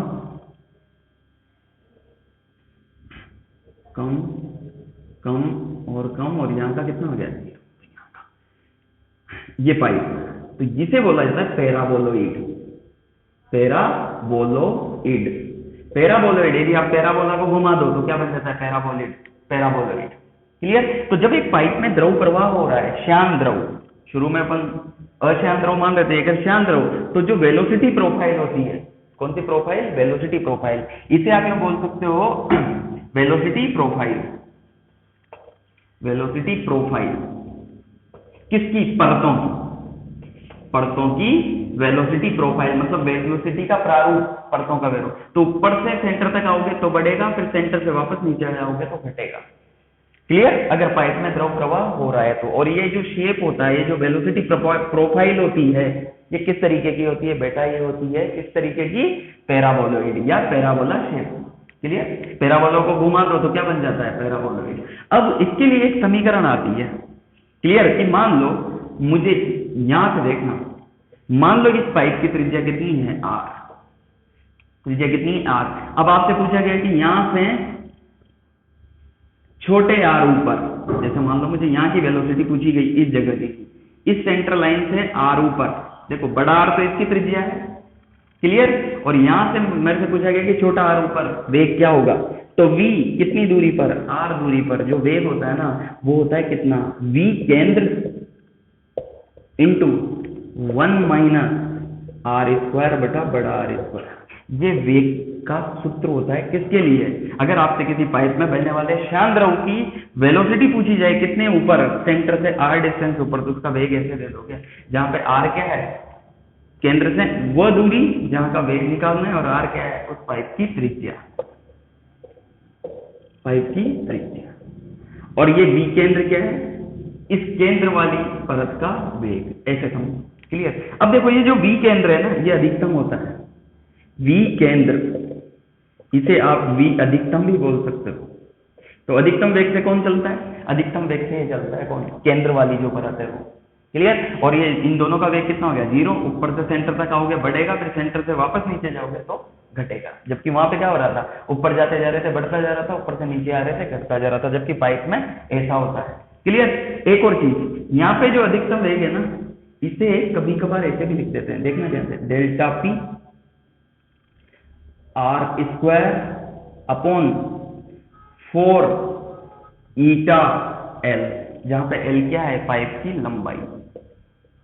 ये जो अधिकतम वेग है वी केंद्र, इसे ऐसे भी लिख देते हैं delta P R square 4 eta L, sorry capital R square, delta P capital R square upon 4 eta L, इसे ऐसे भी लिख दिया जाता है। क्लियर? तो ये अधिकतम वेग का मान ये हो गया। तो अगर आप चाहो तो आपसे आर दूरी पर अगर वेग पूछा जाए तो इसे पूरा अगर आप यहां लिख दो तो क्या आ जाएगा? Delta P upon 4 eta L into बड़ा आर स्क्वायर कोष्टक 1 माइनस आर स्क्वायर बटा बड़ा आर स्क्वायर। क्लियर? जहां पे ये जो आगे का मान है किसे प्रदर्शित कर रहा है? ये अधिकतम वेग को, और बाकी सबका वेग इस अधिकतम वेग से क्या होगा? क्लियर? अच्छा, एक और चीज, ये जो डेल्टा पी है क्या है? डेल्टा पी दाबांतर है इस छोर और इस छोर के बीच में। तो P1 माइनस P2 बराबर क्या है? डेल्टा पी, जहां पे डेल्टा पी क्या है? दाबांतर दोनों सिरों का। क्लियर बात? ये बात आपको ध्यान रखने योग्य है। मैथमेटिक्स में कभी कभार काम आ सकती है, हालांकि अपने लिए आउट ऑफ सिलेबस चीज है, लेकिन फिर भी अगर आपको याद रह जाता है तो बढ़िया बात है। क्यों? क्योंकि पाइजूली समीकरण कुछ इसी पर आधारित है। बेटा इसके लिए ये जो समीकरण है ना, इस समीकरण का एक डिफरेंशियल फॉर्म भी होता है अवकलन रूप में।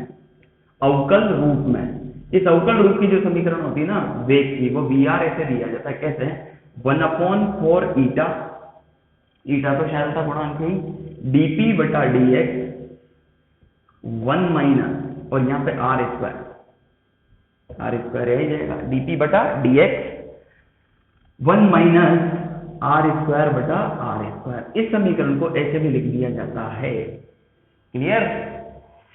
जहां पे dp बटा dx क्या है? दाब में परिवर्तन किसके सापेक्ष? लंबाई के सापेक्ष।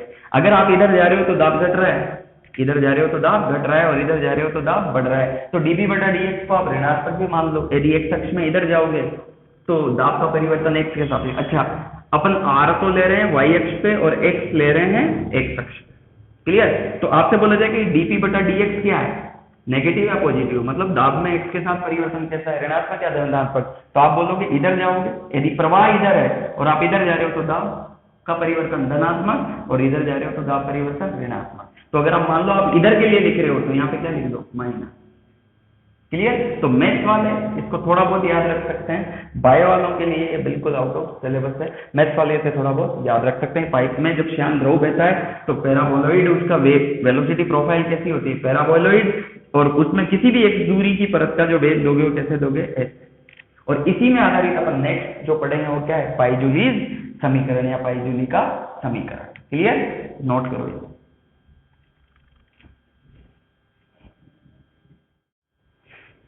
चलिए बच्चों, अब आगे की बात करते हैं। आगे की बात करते हुए अपन एक और इंपॉर्टेंट चीज पढ़ते हैं, वो है पाइजूली समीकरण। कौन सी समीकरण, पाइजूली समीकरण।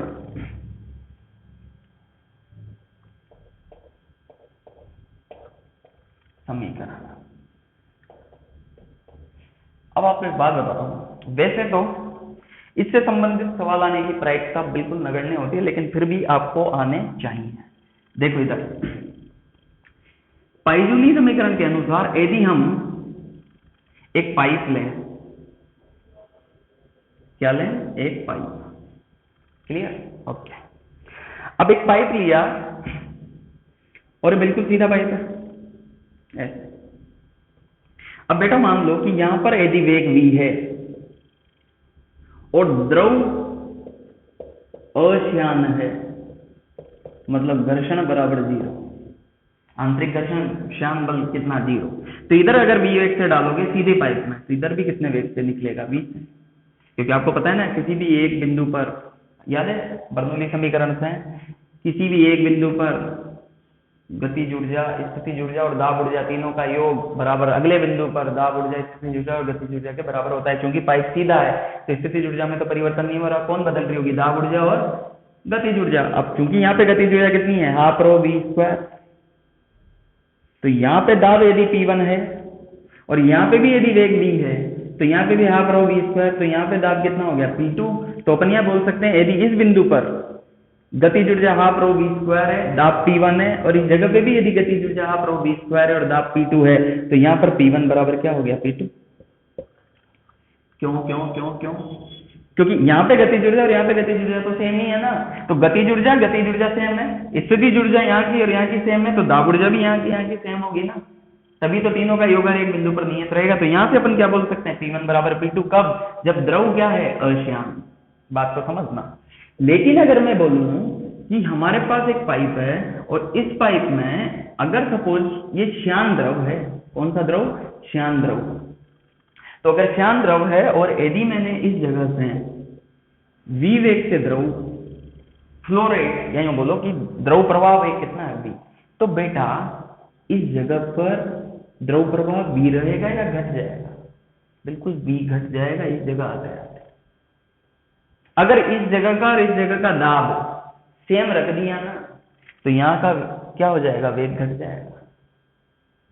क्यों, क्योंकि बर्नौली समीकरण अब यहाँ पे नहीं लगा सकते आप, क्योंकि बर्नौली समीकरण किसके लिए थी, अश्यान तथा असंपीड्य द्रवों के लिए। अब यहाँ पे यूं नहीं कि आप वो दाब के लिए वही नियम यूज कर लो, नहीं, अब यहाँ पे दूसरे तरीके से देखना पड़ेगा। यहाँ पे चूंकि आपने इधर से v वेग से डोला, तो यहाँ तक जाते जाते हैं गतिज ऊर्जा में कमी हो जाएगी, किसके कारण, घर्षण के कारण, और यहाँ पे जो प्रवाह वेग है वो घट जाएगा। अब अगर आप चाहते हो कि इस जगह यदि v से डालो तो इस जगह v से निकालो, अभी मैंने थोड़ी देर पहले आपसे बोला था कि अगर मुझे ये मेंटेन रखना है, द्रव प्रवाह को क्या रखना है, मेंटेन, तो मुझे बाह्य क्या करना पड़ेगा, कार्य, तो इन दोनों सिरों पर दाबांतर रखना पड़ेगा। और सिंपल सी बात है, यदि द्रव ऐसे बह रहा है इधर से इधर, तो P1 ग्रेटर देन क्या होना पड़ेगा, P2। इसका मतलब इधर से ज्यादा धक्का देता रहना पड़ेगा, मतलब मोटर चला दो, तो यहां से अगर v वेग से घुसेगा तो यहां से भी v वेग से निकलता रहेगा, मतलब आपका फ्लो मेंटेन रहेगा। मोटर बंद कर दो तो यहां से यहां तक जाते जाते उसका वेग घटता जाएगा, क्योंकि अपन किसके द्रव की बात कर रहे हैं, श्यान द्रव की। तो अगर मुझे फ्लो मेंटेन रखना है तो मुझे दोनों सिरों पर क्या रखना पड़ेगा, दाबांतर। अब सुनो, पाइजूली के अनुसार यदि इस पाइप की लंबाई कितनी है, L, पाइजूली के अनुसार यदि इसकी लंबाई कितनी है, L, तो मुझे हर जगह पर देखो, अगर ये एक समरूप पाइप है तो हर जगह पे प्रवाह की दर तो नियत रहेगी ना, प्रवाह दर क्या रहेगी, नियत। देखो यहाँ पर यदि v है तो यहाँ पर भी वेग v, यहाँ का क्रॉस सेक्शन एरिया है a, तो यहाँ का क्रॉस सेक्शन एरिया भी कितना है a, यदि एक समान पाइप है तो हम एक समान पाइप की बात कर रहे हैं यहाँ पे, तो क्या लिखोगे? यदि मान लो इसकी त्रिज्या कितनी है r, तो क्या बोलोगे? यहाँ का प्रवाह की दर क्या लिखोगे? AB एक बिंदु पर बराबर AB दो बिंदु पर। लेकिन उसके लिए यहाँ का और यहाँ का दाब क्या रखना पड़ेगा अलग अलग, क्योंकि अपन किसकी बात कर रहे हैं? श्यान द्रव। अगर मुझे मेंटेन रखना है प्रवाह दर को, क्या रखना है? मेंटेन, मतलब A1 V1 बराबर A2 V2 रखना है, तो मुझे क्या करना पड़ेगा? यहाँ पर दाबांतर लगाना पड़ेगा, जबकि अश्यान द्रव में ऐसा करने की जरूरत नहीं थी, अपने आप क्योंकि ऊर्जा की हानि नहीं हो रही थी। तो यहाँ पर V वेग से घुसाया तो इधर भी V वेग से निकल रहा था, तो यहाँ पे P1 बराबर P2 आ रहा था। लेकिन चूंकि यहाँ पे V वेग से घुसाया तो यहाँ पे V से निकलेगा क्या? नहीं, कुछ ऊर्जा की हानि हो जाएगी। यदि मुझे इस हानि को रोकना है तो मुझे इस प्रवाह को मेंटेन रखने के लिए बाह्य बल लगाना पड़ेगा, और उसके लिए मुझे यहाँ पे और यहाँ पे क्या रखना पड़ेगा? दाबांतर। अब सुनो आगे, यदि A1 V1 बराबर A2 V2, तो मतलब हर जगह पे प्रवाह दर नियत रहेगी, तो वो जो प्रवाह दर Q है और उसको अगर मैं AB बोल दूं, तो AB का मान एक L लंबाई के पाइप के लिए कैसे लिखा जाता है? ध्यान से सुनना, पाई r⁴ बटा 8 ईटा L P1 माइनस P2। ये फॉर्मूला अति महत्वपूर्ण है, ये आपको याद होना चाहिए, और इसे बोला जाता है पाई-जूली समीकरण। पाई-जूली समीकरण की जो फ्लो रेट है, फ्लो रेट याद है ना? आयतनिक प्रवाह दर A इंटू V को Q ही लिखते ना, dV आयतन बटा dt, तो यहां मैंने Q से प्रदर्शित किया, Q बराबर, तो एक श्यान द्रव के लिए किसी पाइप में जो प्रवाह दर है Q, वो कैसे दी जाती है? पाई r⁴ 8 ईटा L P1 माइनस P2, जहां पे ईटा श्यानता गुणांक, L लंबाई, R त्रिज्या, P1 माइनस P2। अगर बेटा यहाँ से आपको V निकालना है ना, तो इस A को भी नीचे ले जाओ, तो यहाँ पे A आ जाएगा। तो अगर मुझे V निकालना है, प्रवाह वेग निकालना है, तो क्या आ जाएगा? पाई r⁴ बटा 8 ईटा L A मतलब अनुप्रस्थ काट का क्षेत्रफल, ये पाई r² कर दो यहाँ पे, तो यहाँ पे भी स्क्वायर आ जाएगा, इंटू P1 माइनस P2। ये प्रवाह वेग आ गया, और ये प्रवाह दर, प्रवाह दर और ये प्रवाह वेग, पाई-जूली समीकरण। और ये किसके लिए है? किसी एक समान पाइप हेतु, एक समान पाइप हेतु। Clear sir? ओके, चलो इसी समीकरण को आगे लिखने के लिए कैसे लिख सकते हो? ध्यान से सुनो, इसी समीकरण को ऐसे भी लिखा जाता है, Q बराबर, देखो P1 माइनस P2 बटा, इसको मैं इसके नीचे ला रहा हूं, तो इसे भी तो लिख सकते हैं 8 ईटा L अपॉन पाई r⁴। यह है दाबांतर दोनों सिरों पर, और दाबांतर बटा इसे बोला जाता है प्रतिरोध। प्रवाह में जो प्रतिरोध है वो इतना मिलता है,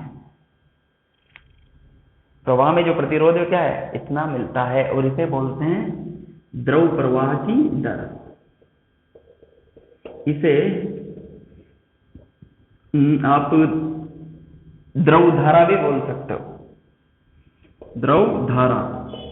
याद है विद्युत धारा क्या होती है? विभवांतर बटा प्रतिरोध।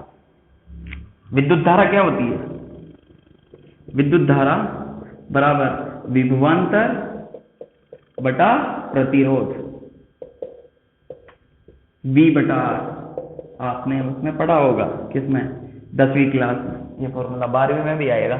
तो यहाँ पे ऐसे ही द्रव प्रवाह की दर बोल दो, या द्रव धारा अगर अपन बोलना चाहें, तो जैसे ही विद्युत धारा विभवांतर के कारण बहती है, ऐसे द्रव किसके कारण बहता है? दाबांतर के कारण। तो दाबांतर बटा प्रतिरोध, जो द्रव प्रवाह में जो प्रतिरोध है वो कितना मिलता है? 8 ईटा L बटा पाई r⁴। ये फॉर्मूला आपके लिए तब भी काम का है जब मान लो ऐसे दो पाइपों को किसमें जोड़ दिया गया? समांतर क्रम में। तो ये पाई-जूली समीकरण है। यदि मुझे फ्लो रेट निकालनी है, प्रवाह की दर, द्रव प्रवाह दर, किसी श्यान द्रव की प्रवाह दर किसी पाइप में जिसकी त्रिज्या कितनी है r, तो प्रवाह दर का फॉर्मूला ये होता है, जहां पे P1 माइनस P2 क्या है? दोनों सिरों पर दाबांतर।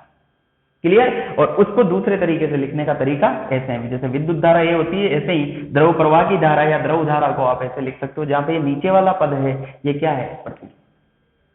तो कुल विभवांतर बटा कुल प्रतिरोध, ऐसे ही आप ध्यान रख सकते हो। क्लियर? अब देखो इस पे बेस्ड आपको एक न्यूमेरिकल करवाता हूं, आपको अच्छा लगेगा, ध्यान से देखो।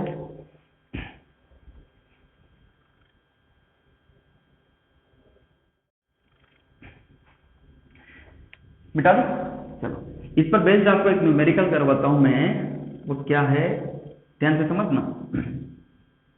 मान लो आपको ऐसा कोई सवाल दिया हुआ है, ध्यान से सुनो, कि मान लो एक पाइप है। क्लियर? अब इस पाइप में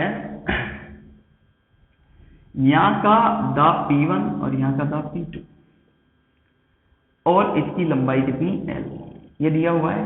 और इसमें द्रव प्रवाह की दर बराबर Q है और इसकी त्रिज्या कितनी दी हुई है R। ये तो था पहली स्थिति। इसमें द्रव प्रवाह की दर कितनी है Q, ये तो स्थिति नंबर 1। स्थिति नंबर 2 में यदि इसी पाइप को इसकी आधी त्रिज्या के पाइप से श्रेणी क्रम में जोड़ दिया जाए, जिसकी लंबाई कितनी है, इसकी भी लंबाई L, इस पाइप की लंबाई भी कितनी L, इसकी त्रिज्या R और इस पाइप की त्रिज्या R/2। क्लियर? और दाबांतर सेम रखा जाए, इधर P1 और इधर P2। यहां पर भी दाबांतर कितना था, P1 - P2, और इस दोनों को जोड़ने के बाद भी दोनों सिरों पर दाबांतर कितना है, P1 - P2। अब आपसे पूछा गया कि यदि इस युग्म में प्रवाह दर Q डैश है, तब Q डैश का मान Q के पदों में क्या होगा। इस सवाल को सोल्व करने के लिए अपन वापस वहीं पे आते हैं। देखो एक बात ध्यान से देखना, क्या बच्चों में Q बराबर क्या लिख सकता हूं, आप पहले देखो जोड़ने से पहले Q बराबर क्या लिख सकते हैं, सॉल्यूशन। जोड़ने से पहले Q बराबर क्या लिख सकते हो, देखो इसमें पहली स्थिति में फर्स्ट वही पाई R की पावर 4, क्योंकि त्रिज्या आ रही थी, तो पाई R की पावर 4 बटा 8 ईटा L P1 - P2, समीकरण नंबर 1। जब जोड़ दिया तो अगर यहाँ पे इसमें प्रवाह की दर, इसमें भी Q डैश है और इसमें भी Q डैश ही होगी, क्योंकि प्रवाह दर थोड़ी ना चेंज होती है। प्रवाह दर भाई यहाँ पे यदि A1V1 बराबर A2V2, तभी तो दबांतर अलग आया, क्योंकि जोड़ लगा रहे हैं अपन, फ्लो को मेंटेन रख रहे हैं, फ्लो की कमी ना हो जाए, प्रवाह की दर में कमी ना हो जाए, तो हर एक बिंदु पर प्रवाह दर नियत रहेगा। याद है अपन ने स्थायी अवस्था देखी थी, स्थायी अवस्था में प्रत्येक क्रॉस सेक्शन से गुजरने वाली ऊष्मा प्रवाह की दर नियत रहती है, ये भी स्थायी अवस्था ही, अपन यहाँ पे भी स्थायी अवस्था मान के चल रहे हैं कि हर एक बिंदु पर प्रवाह की दर क्या रहेगी, नियत। तो यहाँ पे भी Q डैश, यहाँ पे भी Q डैश, हर एक बिंदु पर Q डैश, इसके हर एक बिंदु पर Q। तो जितना, अब देखो इस सवाल को सोल्व करने के लिए आप इसके लिए यदि डायरेक्ट फॉर्मूला लगाओ, तो देखो यहाँ पे जब आप ये लगाओगे ना पाई R की पावर 4, तो इस त्रिज्या की जगह क्या रखोगे, यहाँ पे ये इसकी त्रिज्या R है और इसकी R में 2 है, तो कौन से रखोगे। तो इसके लिए देखो कैसे करते हैं, हमें ये तो पता है ना कि इसमें प्रवाह की दर Q डैश है। अच्छा, मुझे यहाँ का और यहाँ का दाब दे रखा है, अगर मैं यहाँ का दाब मान लूं कि यहाँ का दाब P है, यहाँ का दाब कितना मान लिया मैंने, P, तो इस पर दाबांतर P1 - P और इस पर दाबांतर P - P2, और इसके लिए प्रवाह की दर Q डैश और इसके लिए भी प्रवाह की दर कितनी, Q डैश। तो क्या मैं ये लिख सकता हूं क्या कि Q डैश बराबर, जो पहले पाइप के लिए लिख दूं, बराबर दूसरे पाइप में, तो पहले पाइप के लिए क्या लिखोगे, पाई R की पावर 4 बटा 8 ईटा L P1 - P, क्योंकि इस पर दाबांतर P1 - P है, P1 - P, और ये बराबर होना चाहिए किसके, पाई R/2 का होल स्क्वायर 8 ईटा L P - P2। देख लो R/2 की पावर 4 आ जाएगा यहाँ, R/2 की पावर 4, हाँ, बटा 8 ईटा L, लंबाई सब सेम, और इस पर दाबांतर P - P2। प्रवाह की दर तो दोनों में सेम ही होगी ना, इस पर प्रवाह की दर और इस पर प्रवाह की दर तो सेम ही रहेगी, लेकिन इन दोनों की अलग अलग होगी, क्योंकि ये पूरी प्रक्रिया ही चेंज हो गई ना, तो प्रवाह की दर बदल जाएगी, लेकिन पूरे पाइप में सेम रहेगी स्थायी अवस्था। अब अगर मैं इन दोनों को कंपेयर करूं तो देखो 8 ईटा L से 8 ईटा L कट गया, तो पाई से पाई कट गया, तो इधर देखो R की पावर 4 बराबर आर की पावर 4 नहीं, आर की power 4 into P1 minus P बराबर आर की पावर 4 बटा 2 दूनी 4 दूनी 8 दूनी 16 into P minus P2। R की पावर 4 से आर की पावर 4 पे कट गया। इसका मतलब P माइनस P2 बराबर 16 P1 माइनस P। ये एक समीकरण निकल के आ गई कि इस पर जो दावांतर है P माइनस P2, वो इस पर दावांतर का मान इस पर दावांतर का 16 गुना है। इस पर दावांतर का मान इस पर दावांतर का कितना गुना है? 16 गुना। अब अगर मुझे Q के पदों में देना है आंसर, तो देखो मुझे अल्टीमेटली P1 माइनस P2 का पता होना चाहिए। तो यहां से अगर देखें तो मुझे ये इसको सोल्व कर दो, तो P माइनस P2 बराबर कितना आया? 16P1 minus 16P, 16P1 minus 16P। तो यहां से देखा जाए, तो यहां से अगर आप देखो तो P माइनस P2 बराबर 16P1 माइनस 16P, ये वैल्यू निकल के। अच्छा एक और चीज बताओ, P1, अच्छा यहाँ पर अगर मुझे लिखना है P1 माइनस P2, तो इस P1 माइनस P2 को मैं यहाँ से यहाँ तक कैसे लिख सकता हूँ? P1 minus P plus P minus P2। देखो इधर से P1 minus P plus P minus P2, यही तो है P1 माइनस P2 के बराबर। तो P1 minus P1 minus P, ये तो ये है, और P माइनस P2, तो यहाँ से देखो P माइनस P2 किसके बराबर है? 16 P1 माइनस P के। तो P माइनस P2 की जगह क्या रख सकता हूँ? 16 P1 माइनस P। तो यहाँ से P1 माइनस P, और इस P माइनस P2 की जगह क्या रख दूँ? 16 P1 माइनस P बराबर कितना आया? P1 minus P2। तो कुल मिला के कितना हो गया? 16 और 1 17, 17 P1 माइनस P बराबर P1 माइनस P2। तो 17 P1 माइनस P बराबर P1 माइनस P2। तो P1 माइनस P2 की जगह क्या रख देंगे? 17 P1 minus P। P1 minus P2 की जगह क्या रख दोगे? 17 P1 माइनस P। तो यहाँ पे देखो P1 माइनस P की जगह आप क्या रख सकते हो? P1 माइनस P की जगह आप रख सकते हो P1 माइनस P2 बटा 17। तो यहाँ पे जब मैं Q डैश की वैल्यू लिखा हूं, तो Q डैश बराबर ये भी तो लिख सकता हूँ ना, पाई आर की पावर 4 बटा 8 eta L P1 minus P, और यहाँ पे P1 माइनस P की जगह क्या लिख दोगे? P1 माइनस P2 बटा 17। यहाँ लिख दो P1 माइनस P2 बटा 17। बेटा ध्यान से देखो, ये जो पूरा पद है ना, ये पूरा पद किसके बराबर है? Q के बराबर। तो Q डैश बराबर कितना है? Q बटा 17। ध्यान से देखो इसे।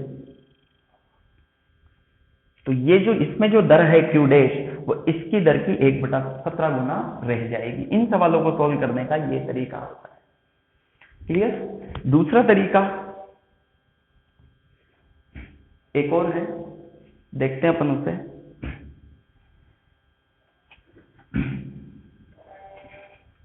देखो थोड़ी देर पहले मैंने बोला था आप लोगों को क्या,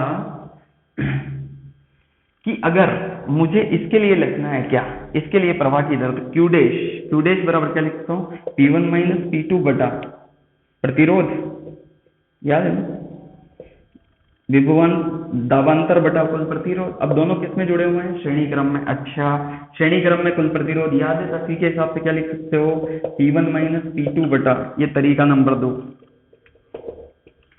P1 माइनस P2 बटा पहले का प्रतिरोध प्लस दूसरे का प्रतिरोध, दोनों समान, दोनों श्रेणी क्रम में तो जुड़े हैं। अच्छा इसका R1 कितना लिखोगे? देखो इसका R1 आएगा 8 ईटा एल बटा पाई आर की पावर 4, और इसका 8 ईटा एल बटा R/2 की पाई R/2 की पावर 4। नीचे जो आता है वो तो प्रतिरोध ही होता है ना, याद है ना, अभी थोड़ी देर पहले मैंने लिखा था P1 माइनस P2, इसको बटे में ले जाओगे तो जो नीचे आ रहा था, नीचे जो आ रहा था वो प्रतिरोध ही था, और प्रतिरोध का मान कितना आया था? 8 ईटा एल बटा पाई आर की पावर 4। तो इसके लिए तो R/2 की पावर 4 है, उसके लिए R की पावर 4। जब आप इसे लिखोगे तो क्या आ जाएगा? P1 माइनस P2 बटा R1 की जगह ये रख दो 8 ईटा एल बटा पाई आर की पावर 4 प्लस 8 ईटा एल बटा पाई आर की पावर 4 बटा 16। इस 16 कहाँ चला जाएगा? ऊपर। तो 16 और 1 17, तो ये कुल मिलाकर कितना आ गया? P1 माइनस P2 बटा 17, 17 8 ईटा एल बटा पाई आर की पावर 4। अब ध्यान से देखो, इसमें प्रवाह की दर जब क्यू थी तो इस क्यू को ये भी तो लिख सकते हैं, क्यू बराबर P1 माइनस P2 बटा 8 ईटा एल बटा पाई आर की पावर 4। अब ये क्यू है और ये पूरा मान क्यू को ही प्रदर्शित कर रहा है, तो यहाँ पे कितना आ जाएगा, क्यू बटा 17। तो क्यू डैश बराबर कितना आएगा, क्यू बटा 17। मैंने कुछ नहीं किया, ध्यान से समझना। इन दोनों पर दाबांतर कितना है, P1 माइनस P2 बटा कुल प्रतिरोध। तो कुल प्रतिरोध में इसका प्रतिरोध कितना होगा, इसका प्रतिरोध होगा 8 ईटा एल बटा पाई आर की पावर 4। क्योंकि प्रतिरोध कैसे लिखते हैं, देखो यहाँ पे मैंने जो फॉर्मूला बताया था P1 माइनस P2 बटा ये जो नीचे आ रहा था कितना, 8 ईटा एल बटा पाई आर पावर 4, यही तो प्रतिरोध था। जैसे विद्युत प्रतिरोध होता है वैसे द्रव प्रतिरोध, और ऊपर वाला जैसे विभवांतर होता है वैसे दाबांतर। तो इस पर प्रतिरोध कितना है, 8 ईटा एल बटा पाई आर की पावर 4, और इसका प्रतिरोध 8 ईटा एल बटा पाई आर बाई 2 की पावर 4। और ये दोनों किस में जुड़े हुए हैं, श्रेणी क्रम में दोनों प्रतिरोध जुड़ जाएंगे। तो कुल विभवांतर बटा कुल प्रतिरोध, ऐसे ही कुल दाबांतर बटा कुल प्रतिरोध। और यहाँ ये मान आया, और ये मान किसको प्रदर्शित कर रहा है, क्यू को, क्योंकि क्यू को ये भी तो लिख सकते हैं। तो क्यू बटा 17, ये तरीका नंबर 2। क्लियर, ये आपका पूरा का पूरा श्यामता वाला चैप्टर। क्लियर। अब नेक्स्ट लेक्चर में या तो इसके थोड़े बहुत सवाल करेंगे या फिर कुछ नया पढ़ेंगे। Clear, thank you.